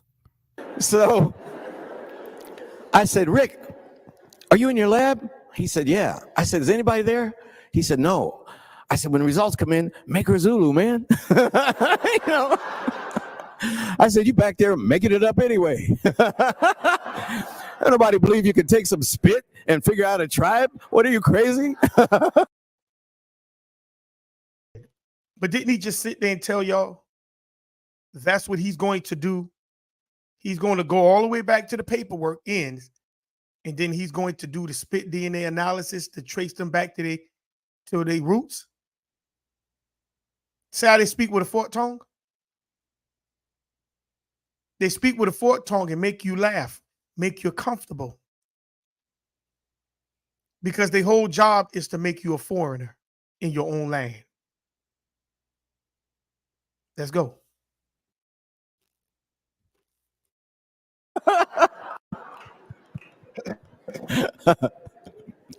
So anyway, I was a Nubian and it was cool. Gates is probably one of the most decorated scholars in the world. He holds 49 honorary degrees from different colleges and universities. In addition, Gates is also the host of a show on PBS in which he takes celebrities like Chris Rock, Morgan Freeman, Tina Turner, and Don Cheadle and strains at attempts to connect them to certain tribes in Africa based upon genetic commonalities with African haplogroups, all while deceptively disconnecting them from their true indigenous American heritage. Someone made a joke that one of my principal jobs is making people feel better about having owned slaves, right? I mean, I don't think the guilt is heritable. Individuals such as Don Cheadle, Morgan Freeman, and Jackie Joyner Kersee were always told by their grandparents that they had Indian blood. Now, think about it. The grandparents, with the sister had just read Deuteronomy 32:7. Ask thy fathers and thy elders. And they grandparents told them who they were. Okay? But let's listen to this guy who's a foreigner tell indigenous people who they are. Let's go. However, according to Dr. Henry Louis Gates, their grandparents were liars. A little Choctaw Indian in my background. She looked like an Indian woman. She looked like, I mean, like straight off the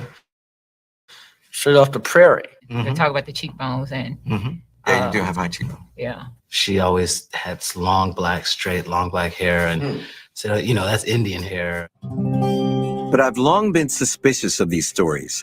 How could so few Native Americans sleep with so many African slaves? Especially in the cases of Don Cheadle, Jackie Joyner Kersee, and Morgan Freeman, who had all been told they were Indian. Gates makes sure to invalidate and refute any claims that they would have to indigenous genealogy. In the most disrespectful way possible, Gates confounds some of the most important lessons taught by their elders and dismisses oral family history as complete nonsense in such a way that these people no longer believe that their elders even know what they were talking about. So it goes back to the definition of the 1828 Webster Dictionary. The Europeans now calling themselves the Amaru Khan or the Khan. But they calling you an Afri Khan, not an Amaru Khan or a Mahui Khan. That's not who you are. You're not the king of the Americas. You're the king somewhere over in Afri, where the Afri tribe come from. AFRI, the Afri tribe. That's where you come from. But you don't have no evidence from your family that you come from over there. You just have evidence from foreigners telling you you're from over there. So let's go. Further driving a wedge between generations. Hair down to her knee. I thought she looked, like a Native American. And that's, like I said, that was my mom. And she wore 70s headbands. Oh, it's your so mom? in the 70s, Oh, she your looked mom's like, cool. Everyone thought she was Native American. Now look at her with the headband on. Did I not look like a Native American to you? Yes. Look at that. But let's keep going. I have a little Choctaw Indian in my background. She looked like an Indian woman. She looked like, I mean, like straight off the prairie. To talk about the cheekbones and Yeah, you do have high cheekbone. yeah. She always had long black hair, and so that's Indian hair. But I've long been suspicious of these so many African slaves. Tina grew up believing that two of her grandparents were part Native American. But you're only 1% Native American. You know how your family has always thought that you had all this Native American heritage? Yes. It was white heritage that you had. All this time, I've been thinking Indian. I was dying to find out what tribe it was. You're from the tribe of Europe. Wow. And I'm 3% Native American. So I got just a little Indian. You got a little Indian in you. 0% Native American. And 0% Native There American. you go. And 0% who were Native American. I'm going to have to tell the Choctaw Nation in Oklahoma now that I misrepresented myself. Even concealed within this great deception, there is truth. The confusion comes from a Eurocentric method of classification based upon appearance, more commonly skin tone, which was used as a method of dividing the masses into the social totem pole of the American caste system. The injection of Caucasian DNA into indigenous blood provided a method of genetic segregation. The majority of anyone who is considered a government paper-backed Indian belonging to the 5 civilized tribes does in fact have European ancestry. The only reason these tribes are even in existence after 1866 is because they submitted under the will of Europeans. And by then, tribal membership was used by white men as a ploy to acquire vast amounts of native land. On you. They went all the way around. See, like we just gave y'all the 1828 Webster Dictionary definition of American. They took it from you, and now it applies to them. That's how they inquiring your land. That's one of the ways of Genesis 9:27 when it says, "And Japheth shall enlarge himself in the tents of Shem." And the Canaanites are going to serve Japheth. See, the Canaanites never was true to Israel because they knew they stole Israel's land. They were just buying their time. So when Japheth came, they came in and now took the land and helped Japheth take your land. And now they're playing a buffer class between Japheth and you. They know they can play the buffer class because they look like you. Because they're dark skinned just like you. So now who are you going to trust? A pale man or a person that looked like you? Let's go.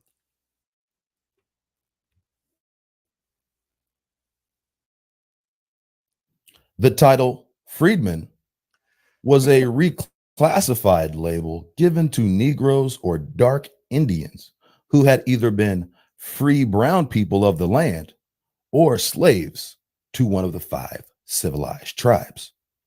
Indigenous Indians were excluded from membership. So in a sense, Gates is telling the truth. He's telling the truth because you were excluded for you not being able to be who you are because they took it and applied it to themselves. This is how deep this thing goes. And to keep everything confused, they mushed everything together. So when you look around, you only see people that look like you. But guess what? There's a person that looked like me is shooting in the neighborhood. There's a person that looks like me selling dope to the same people that look like me. There's a person that looked like me is undercutting, making sure I don't make it in society. But I don't focus on that. I focus on people that don't look like me. While the people that look like me is the ones that sit up among me, really destroying me. But that's okay because I think they are my people anyhow. Let's go. Did you read those results? 20% European. You're 1/5 white. Wow. Oh, man. I'm horrible in sports, so maybe this explains that. My jump shot is horrible.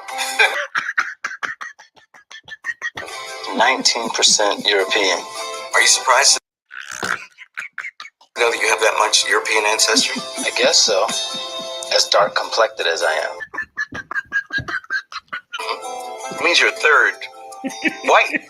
Well, that's surprising. Surprising. You are 33% European. I'm 50-50. To my horror, the chairman of African American Studies at Harvard at the time was a half a white man. Surprising.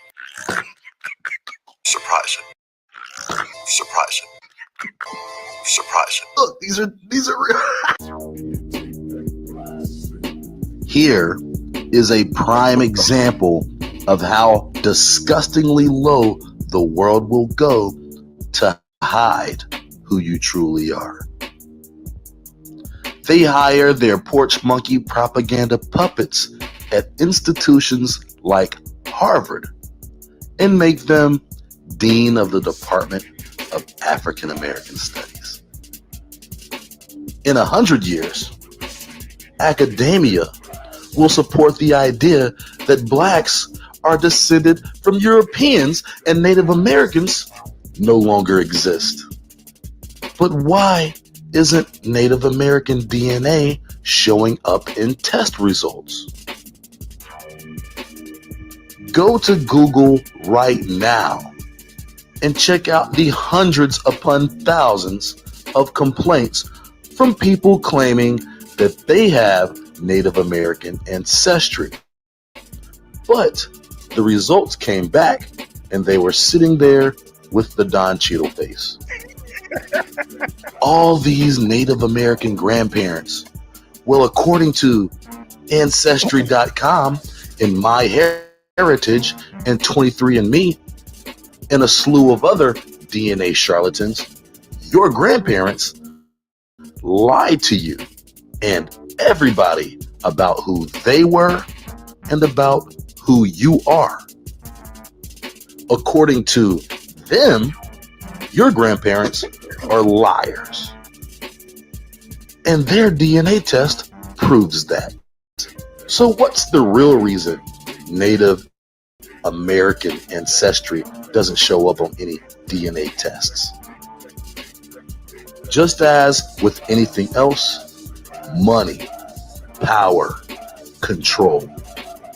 Fact, Native American tribes are discouraged from sharing their DNA with any research company, and nearly all tribes have declined participation in such studies.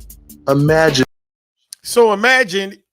how did they get the Native American on their DNA charts if they don't participate in this spit test? How did they get the traits of the DNA of the Native Americans if they don't spit in the tube? None of the Native Americans spits in the tube. How did they get that?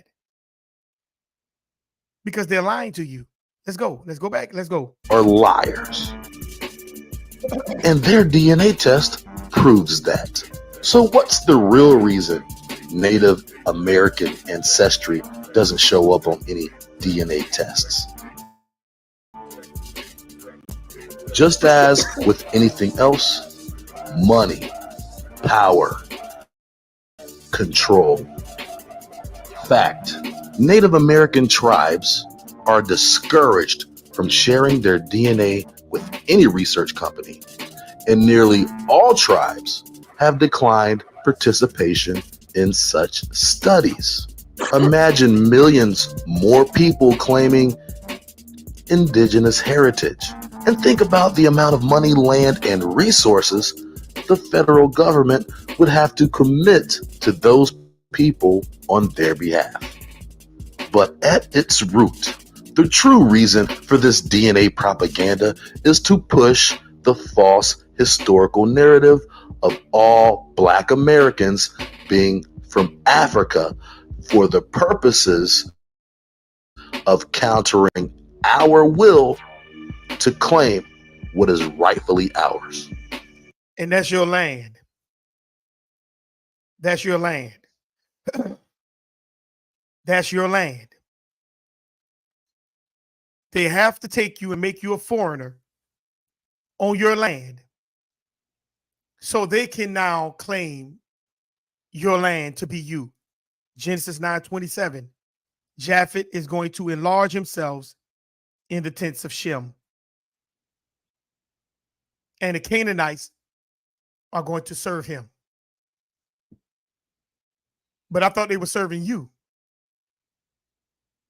according to Genesis 9:26. How they were serving you, but now serving Japheth.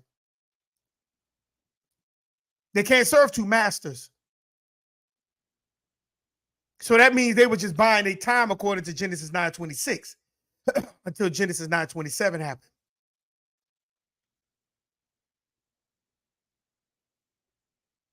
Let's go. We ain't gonna watch the whole video. Let's go.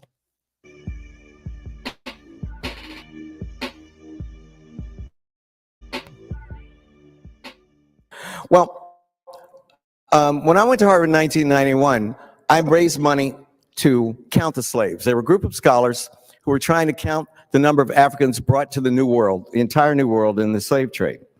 And some were in Liverpool, some were in Angola, some were in Cuba, some were in Brazil, all these scholars. And someone came to me and said, if you raise money, that you could bring these people together, it would be historic. And that's what we did. The result, you could go home and look at it. It's free online. It's called the Transatlantic Slave Trade Database. And these scholars looked at 36,000 voyages of slave ships. It was capitalism. So the records were there. It was property, right? And those records are still there. And guess what? They counted 12.5 million Africans shipped between 1502 and 1867 to the New World. 12.5 million, 15% about died in the Middle Passage. So let's say 11.2 million, we know, Africans, our ancestors, got off the slave ships in the New World. Here's the amazing fact. Of that 11.2 million, only 450,000 came to the United States. Only 450,000 Africans came to the United States between 1619 and well, the end of slavery was 1865, but most of 99% of the slaves are here by 1820.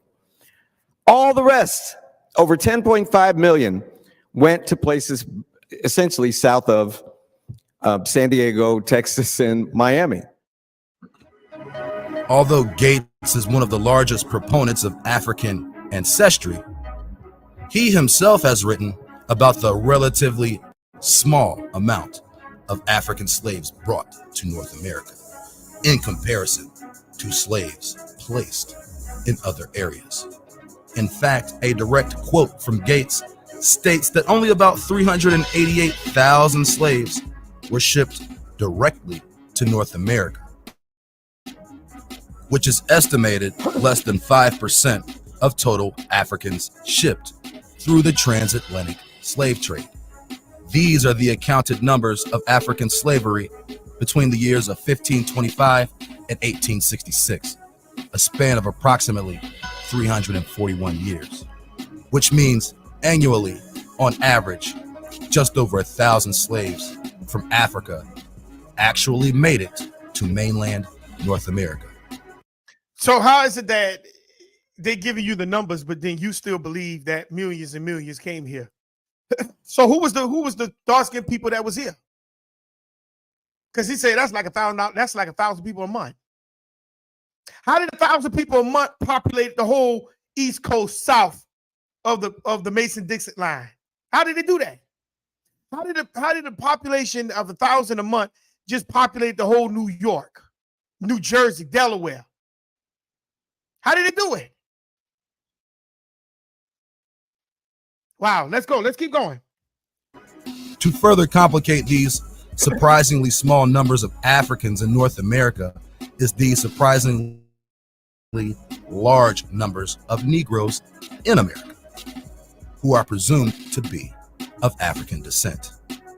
So if, according to the top African scholar and database, only 388,000 Africans total made it to North America, what's to account for the dramatic spike in population among Negro slaves in the South between the years of 1790 and 1860? So how do you get all these numbers if you come from Africa? Look how you got the numbers circled. How do you get these numbers? If all those people were not, you can't even account for those numbers. How do you get those numbers? Let's go. These numbers suggest that the African slave population had multiplied by 10 times. So the obvious question should be asked: what was the birth and mortality rate of a slave in the late 1700s? Well, as expected, the birth rate was extremely low and the mortality rate extremely high.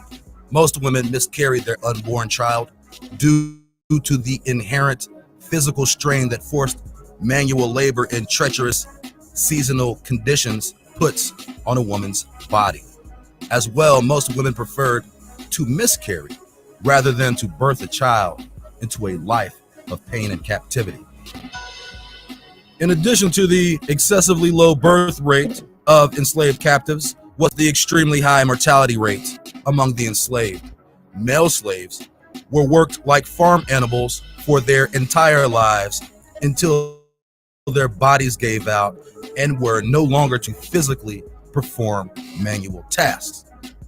Then they were simply taken out back and murdered once they were no use to their masters.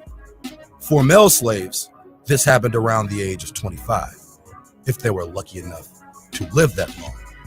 Because according to records, the life expectancy of a male slave was around 23 years old, and the life expectancy of a female slave was a bit longer, due to the fact that some women worked domestic duties that weren't as physically strenuous as working in the field, therefore allowing them to live longer lives. However, these extremely short life expectancies and high mortality rates are in direct contradiction to the increased slave numbers in the South. At no point during captivity were enslaved peoples ever multiplying in numbers via new birth rates. So how could numbers of slaves increase if they weren't being born on the plantation and not being newly shipped from Africa after 1808? How can the slaves end up birthing all these people? Look at the free non-white. How did they birth all these people? Look at the slaves. I stopped it there for a reason. Look at the slaves. If you're on your phone, blow it up. How did they get all these numbers? How did the slaves get all these numbers? They was doing some mighty sexing. Go take nah, time to have sex. Nah, that's what they were doing. They don't work like that. Let's go. We can clearly see the increase in population, but that population cannot be related to normal population growth or the arrival of new Africans. So where did these 4 million new people come from? Of course, they were already here and being forcibly removed from their homelands by the invading heathens from Europe. From the earliest remnants of the earliest colonies to survive, such as Jamestown, and until the Civil War, indigenous Indians were being conquered, captured, and reclassified into the words and hands of their enemies. Like I just sat there and told you earlier. And what the sister said, you have to go back to your family to ask. And what the scripture says, go ask your father and your elders. You've been conquered and reclassified. And they reclassify you all in one bucket. They're not trying to keep up with you. See, they know who they are and they know who the people are who's helping them. They don't care nothing about you. But you think they're supposed to care about you. You've been conquered. Let's go. And the word American takes on a totally new image than its original personification. And there go the definition for the American that we already have pulled up, 1828 Webster Dictionary. He brought it up in this video. See, you got to go back to the paperwork what these people put down. Because they're telling you who you are, and they're telling you that they stole your title. But many of us, we want to stay so religion that we can't go back to our families to get our families to tell us who they are. Because who they are is who you are. We're not talking about those people that took the spit test. We're talking about people that know the paperwork of their family. Let's go. You're not free. You're not free. You're not free. What did the Indians look like when the heathens came? According to multiple accounts, the Indians were black and resembled the physical features most commonly associated with Negroes. But when people think of Indians, they don't think of Negroes. Most people think of a Euro-Mongoloid hybrid as a result of the deceptive intentions of academia. But what would the gatekeepers of academia have to gain by hiding the original ethnicity of the people of North America? It's quite simple. By creating an entire historical narrative behind Cauco-Mongolo-centrism, they were able to change the face of world history.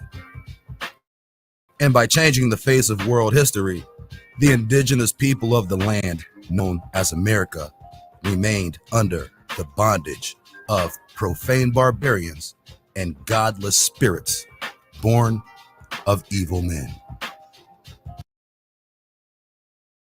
We're gonna stop right here. We're gonna pick this up back up on next Shabbat. Let's get back into some more scriptures, and we're gonna Since you're still with me.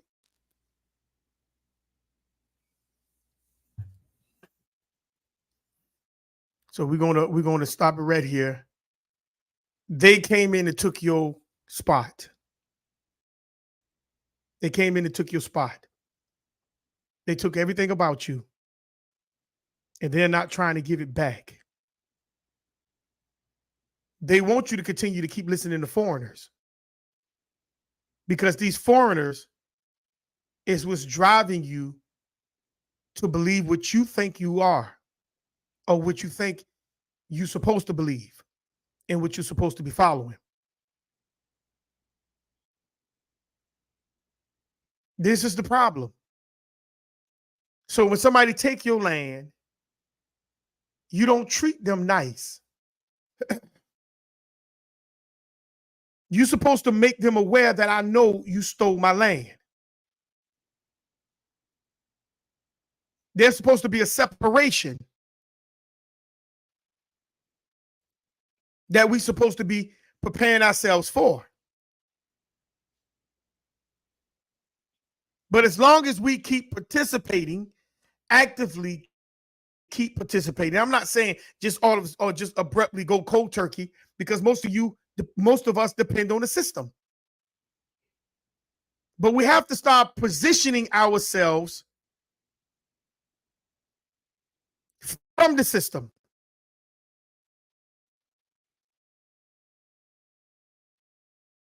And the first thing is we have to take back is our title. A good name is better than, let me pull that scripture up real quick about a good name. They took your name. A good name is better than what? Great riches. Let me pull that up.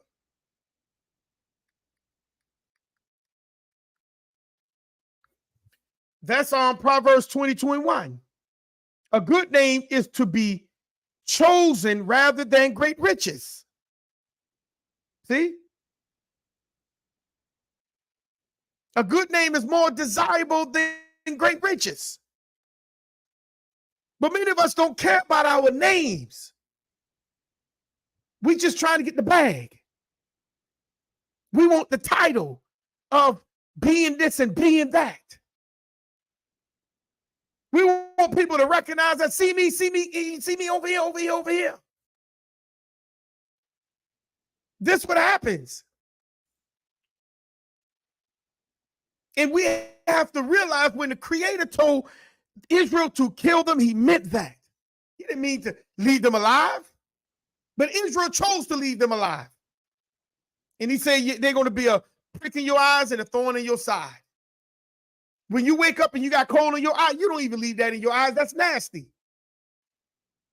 You take time out to wipe your eyes, to wipe all the sleep out your eyes, the crud and all that out your eyes. So why would you leave something that's abominable to the Creator in your vision? You see the filthiness of them, but you still leave them in your vision. A thorn in your side, meaning they are hitting you. They are agitating you. But you ain't doing nothing to remove them. This was happening. Says, let's grab a couple more scriptures. Let's go to Deuteronomy 7:26.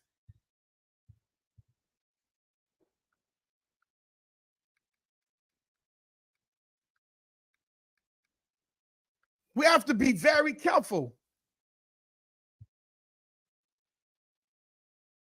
We have to be very careful. And this is the same chapter he was telling you about the 7 nations. So we're going to jump down to verse 26. Because when somebody come and steal your land, that becomes detestable in the eyes of the Creator. That's an abomination. Because they took something that does not belong to them.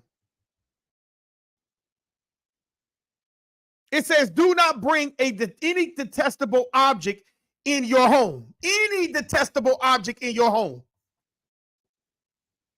Your home is just not where you dwell at to sleep. Your home is the very thing you control. The very thing you're supposed to have what? Authority in and over.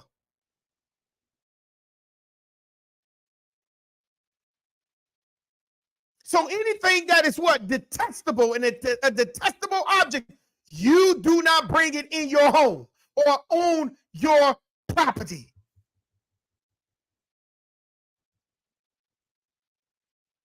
For then you will be destroyed just like who?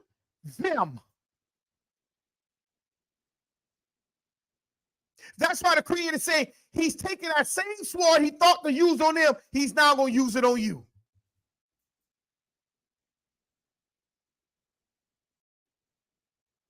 Because you did not do what was told of you.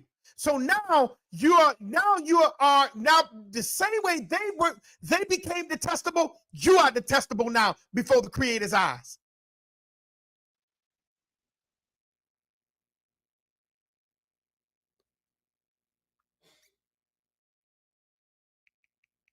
We think that we could just keep going to do what the Creator asked of us, but we keep detestable things in our house. Deuteronomy 13 and 17.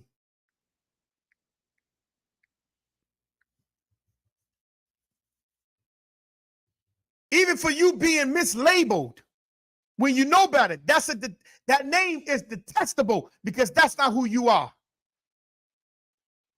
By you going by the title they gave you.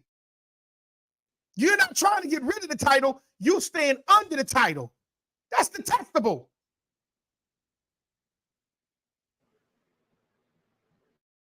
That's why he says, if my people whom are called by my name, not by their name, but by his name.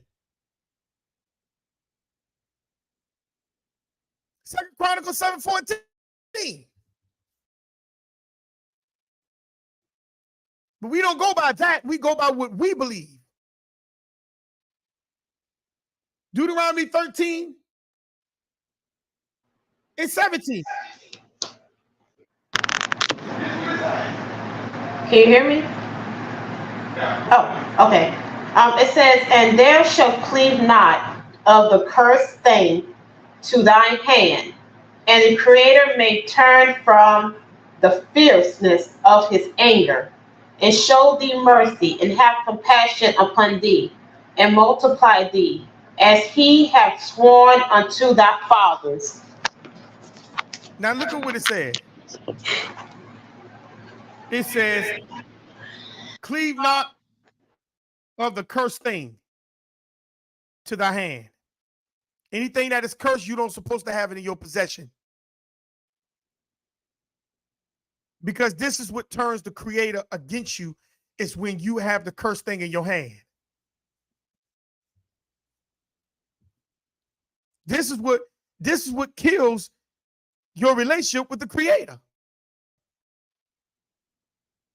You got the cursed thing in your hand. And you thinking, or you got the cursed thing in your house, and you thinking that the Creator is going to bless you. Oh, I ain't got to kill them. I could just keep them. I can keep them if I ain't try to do it. I could just start teaching them the law. You're teaching something that is cursed the law. But let's keep going. Let's go to Joshua, the 7th chapter, verse 13. And then we're going to jump down to verse 25. Joshua, the 7th chapter, verse 13. And then we're going to jump down to verse 25.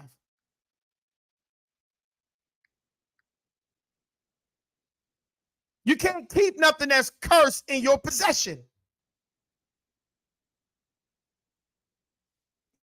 And this is what it says.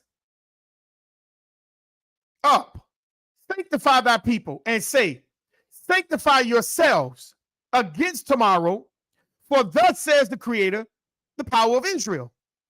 There is an accursed thing in the midst of thee, O Israel. Thou cannot stand before thy enemies. until you take away the accursed thing from among you. So how can Achan, because this story is about Achan, when they went around Jericho 7 times, the Creator told them, when you go into Jericho, kill everything, do not bring nothing out, because everything inside of Jericho is cursed. So now all of a sudden, when Achan go in, he take the thing and he hide it. And when Israel tried to go up against the city of Ai, they couldn't do it because something in the camp was cursed.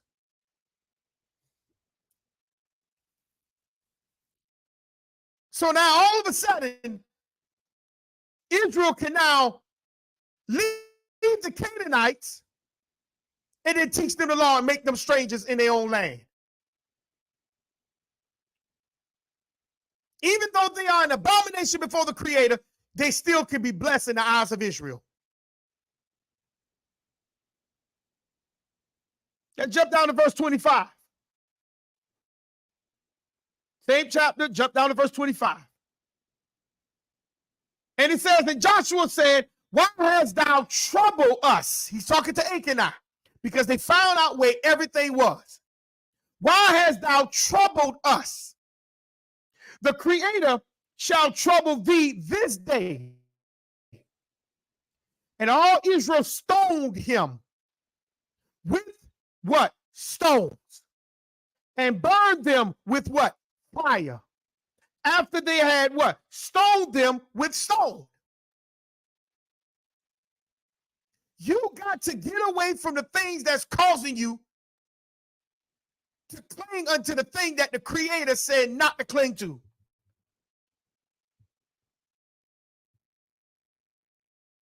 You have to show a separation. See, the problem is we've been showing what? Assimilation. You're in the Japheth control now. But look at the Mormons. The Mormons are showing separation. Look at the Ashkenazi Jews. They showing separation. When you go into these major cities, they got Chinatown. They showing separation. These so-called Africans, they get their own little community. They showing separation. But why is it when it comes to the American Negro, he don't show separation, he show assimilation? You know why? Because the American Negro is lost at home. Because they're letting the foreigners tell them what they should and should not do.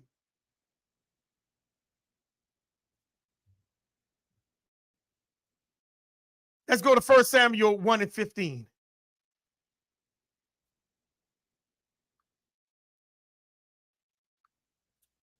1 Samuel 1 and 15.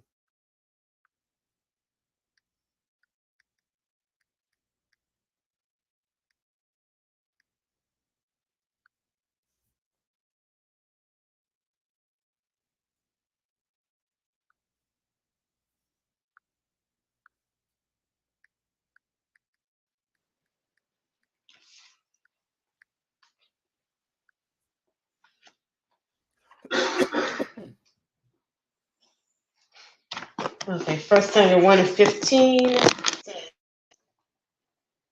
And Hannah answered and said, No, my Lord, I am a woman of a sorrowful spirit. I have drunken neither wine nor strong drink, but have poured out my soul before the Creator. Go ahead. Count not thine handmaid for a daughter of Belial, for out of the abundance of my complaint and grief have I spoken hitherto.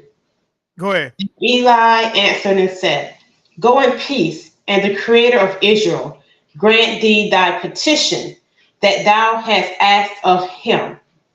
Go ahead. And she said, Let thy handmaid find grace in thy sight. So the woman went her way and did eat, and her countenance was no more sad. Go ahead.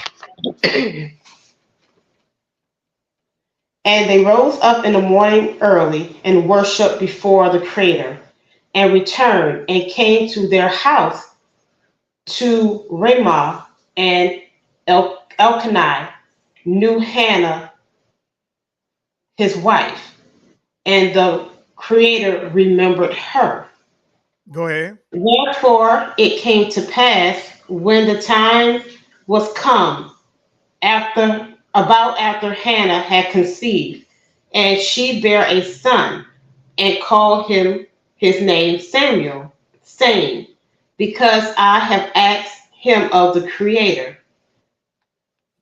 Okay. So now we see that Samuel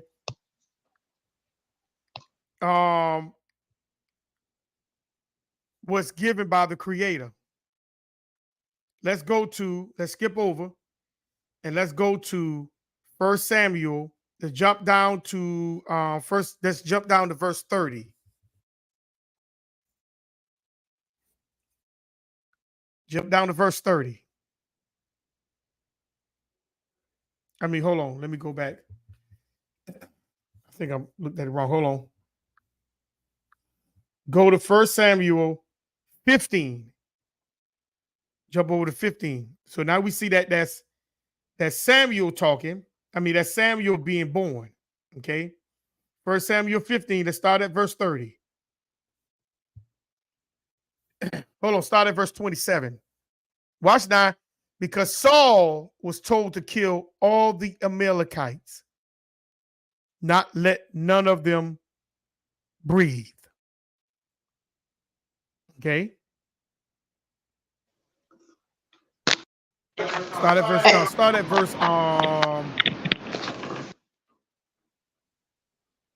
go start at verse 20, and we're gonna read down.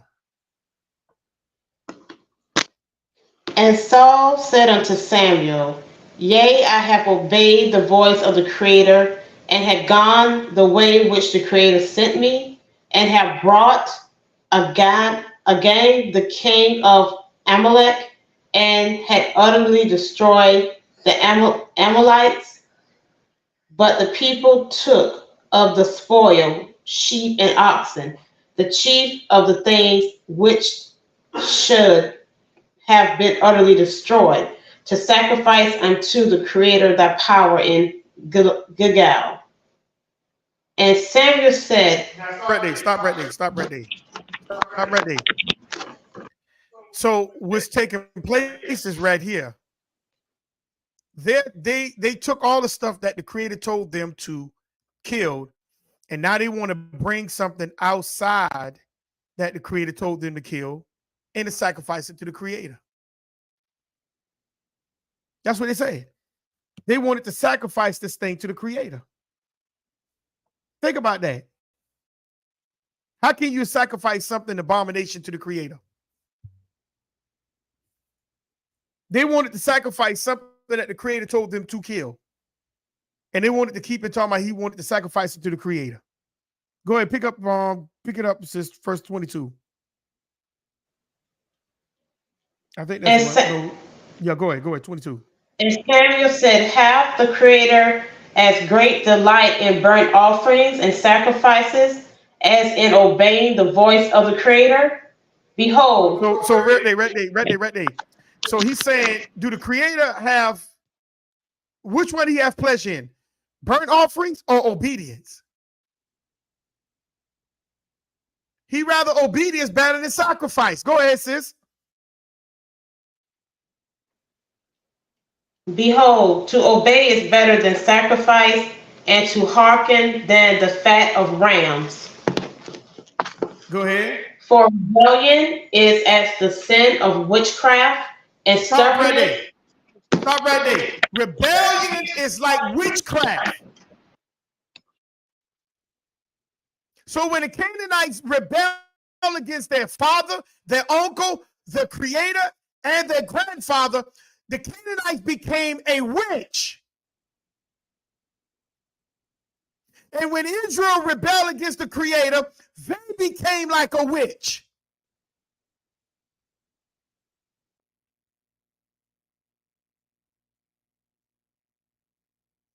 Go ahead.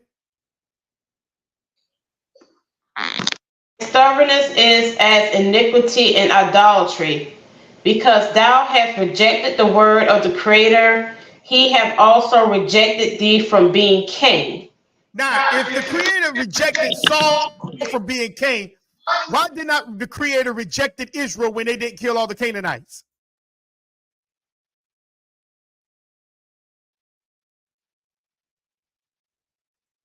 Why?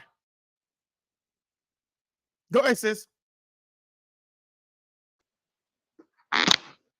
And Saul said unto Samuel, I have sinned, for I have transgressed the commandment of the Creator and thy words, because I feared the people and obeyed their voice. Now, therefore, I pray thee, pardon my sin and turn again with me, that I may worship the Creator. So he listened to the people. He listened to the people over what the Creator said. And now the Creator's supposed to bless that.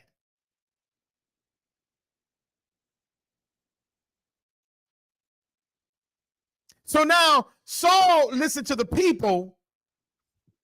And so now the people voice was more greater than the Creator voice. And now the Creator's supposed to bless Saul. The same way the Creator blessed the Israelites for allowing them the Canaanites to be their slaves. Wow. Let's keep going, sis. Go ahead. 26. And Samuel said unto Saul, I will not return with thee, for thou hast rejected the word of the Creator, and the Creator hath rejected thee from being king over Israel. So if Saul rejected the word from killing all the Amalekites, and the Creator rejected Saul because Saul rejected what the Creator said totally, how is it that Israel now is blessed totally for rejecting the word that the Creator said to them about the Canaanites? Let's go. Keep going, sis. Go ahead. We about done. And excuse me. And Samuel turned about to go away. He laid hold upon the skirt of his mantle, and it rent. And Samuel said unto him, the Creator hath rent the kingdom of Israel from thee this day, and have given it to a neighbor of thine that is better than thou. Go ahead. And also the strength of Israel will not lie nor repent, for he is not a man that he should repent. Then he said, I have sinned, yet honor me now, I pray thee, before the elders of my people and before Israel, and turn again with me, that I may worship the Creator thy power. So Samuel turned again after Saul, and Saul worshiped the Creator. Keep going. Then said Samuel, bring ye hither, excuse me, bring thee hither to me, Agag, the king of the Amalekites, and Agag came unto him. So Agag came to Samuel. He allowed Saul to worship. And when he allowed Saul to worship, what happened? Tell me what happened. Then after when he got finished, he said, come, bring Agag to me. And Agag came to him cautiously. Watch this. Keep going, sis. Go ahead.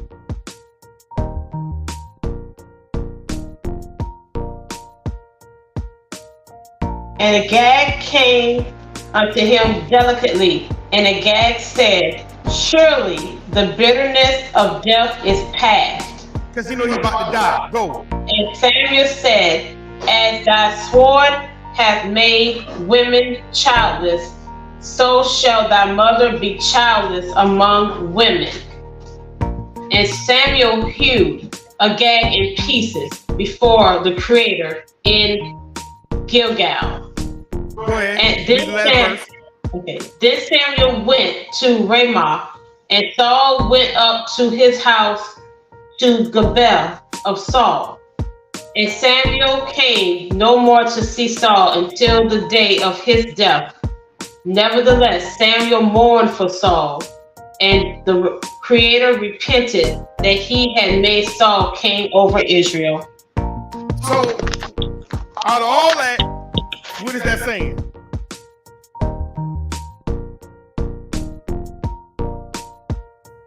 Somebody's going to do the job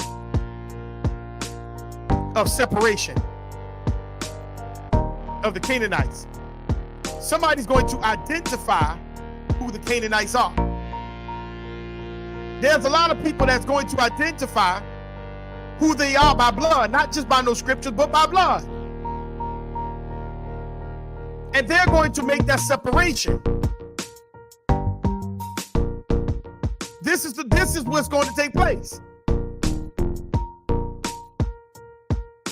Not listening to the donkey of the week. This is what's going to take place. Because they're here to take your land. They're here to take your crown.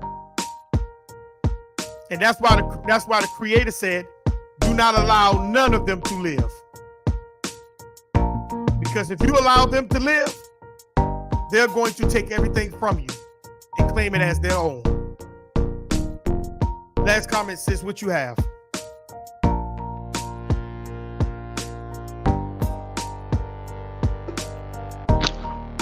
I just want to say that in reading that scripture just kind of reminded me of Moses and Aaron, how they had such positions in Israel, but because they didn't always follow what the Most High said, especially by tapping that rock twice, then they weren't able to make it into the promised land. So again, obedience is better than the sacrifice. And a lot of times we want to be, what's the word? We want to kind of be the big person in one person's eyesight.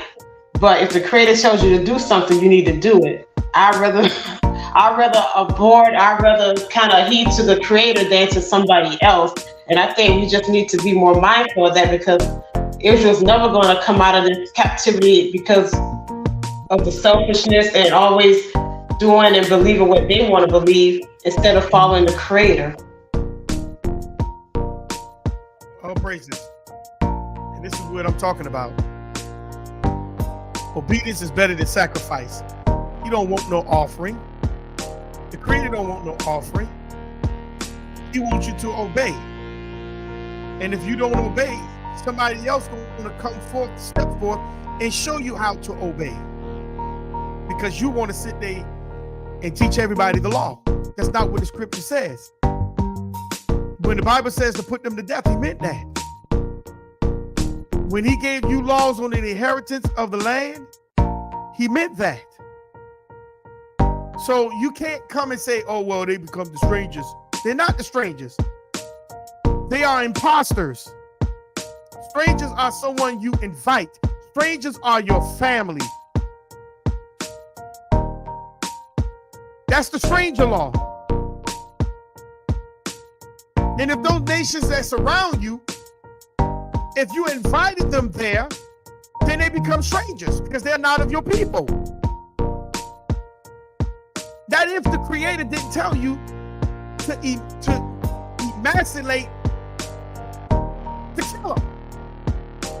You can't change law. You can't change judgment. So this is what I'm talking about. The law of the inheritance. Same thing with the Palestinians over there, what they fighting. We're going to get into Sidon next week in the Creator's will. Because we're going to show that that land over there is not Israel. It's not Israel. Those are foreigners trying to take Ham's land. Because we're dealing with the Sidonites. Who are the Sidonites? Those are the Palestinians. We're going to get into that next week in the Creator's will.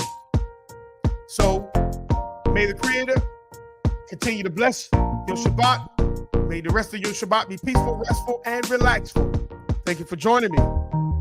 Make sure you press that like button, place that subscribe button, rather if it's up or down. Hey, it's whatever you think. If you enjoying the program, press the up. If you didn't enjoy it, press the down button. Just do something. You know what I'm saying? So we thank the Creator for you joining us on this Shabbat. And in the Creator's will, we'll see you on next Shabbat. So we ask the Creator to continue to bless us, protect us, and guide us. Until next Shabbat. Shalom.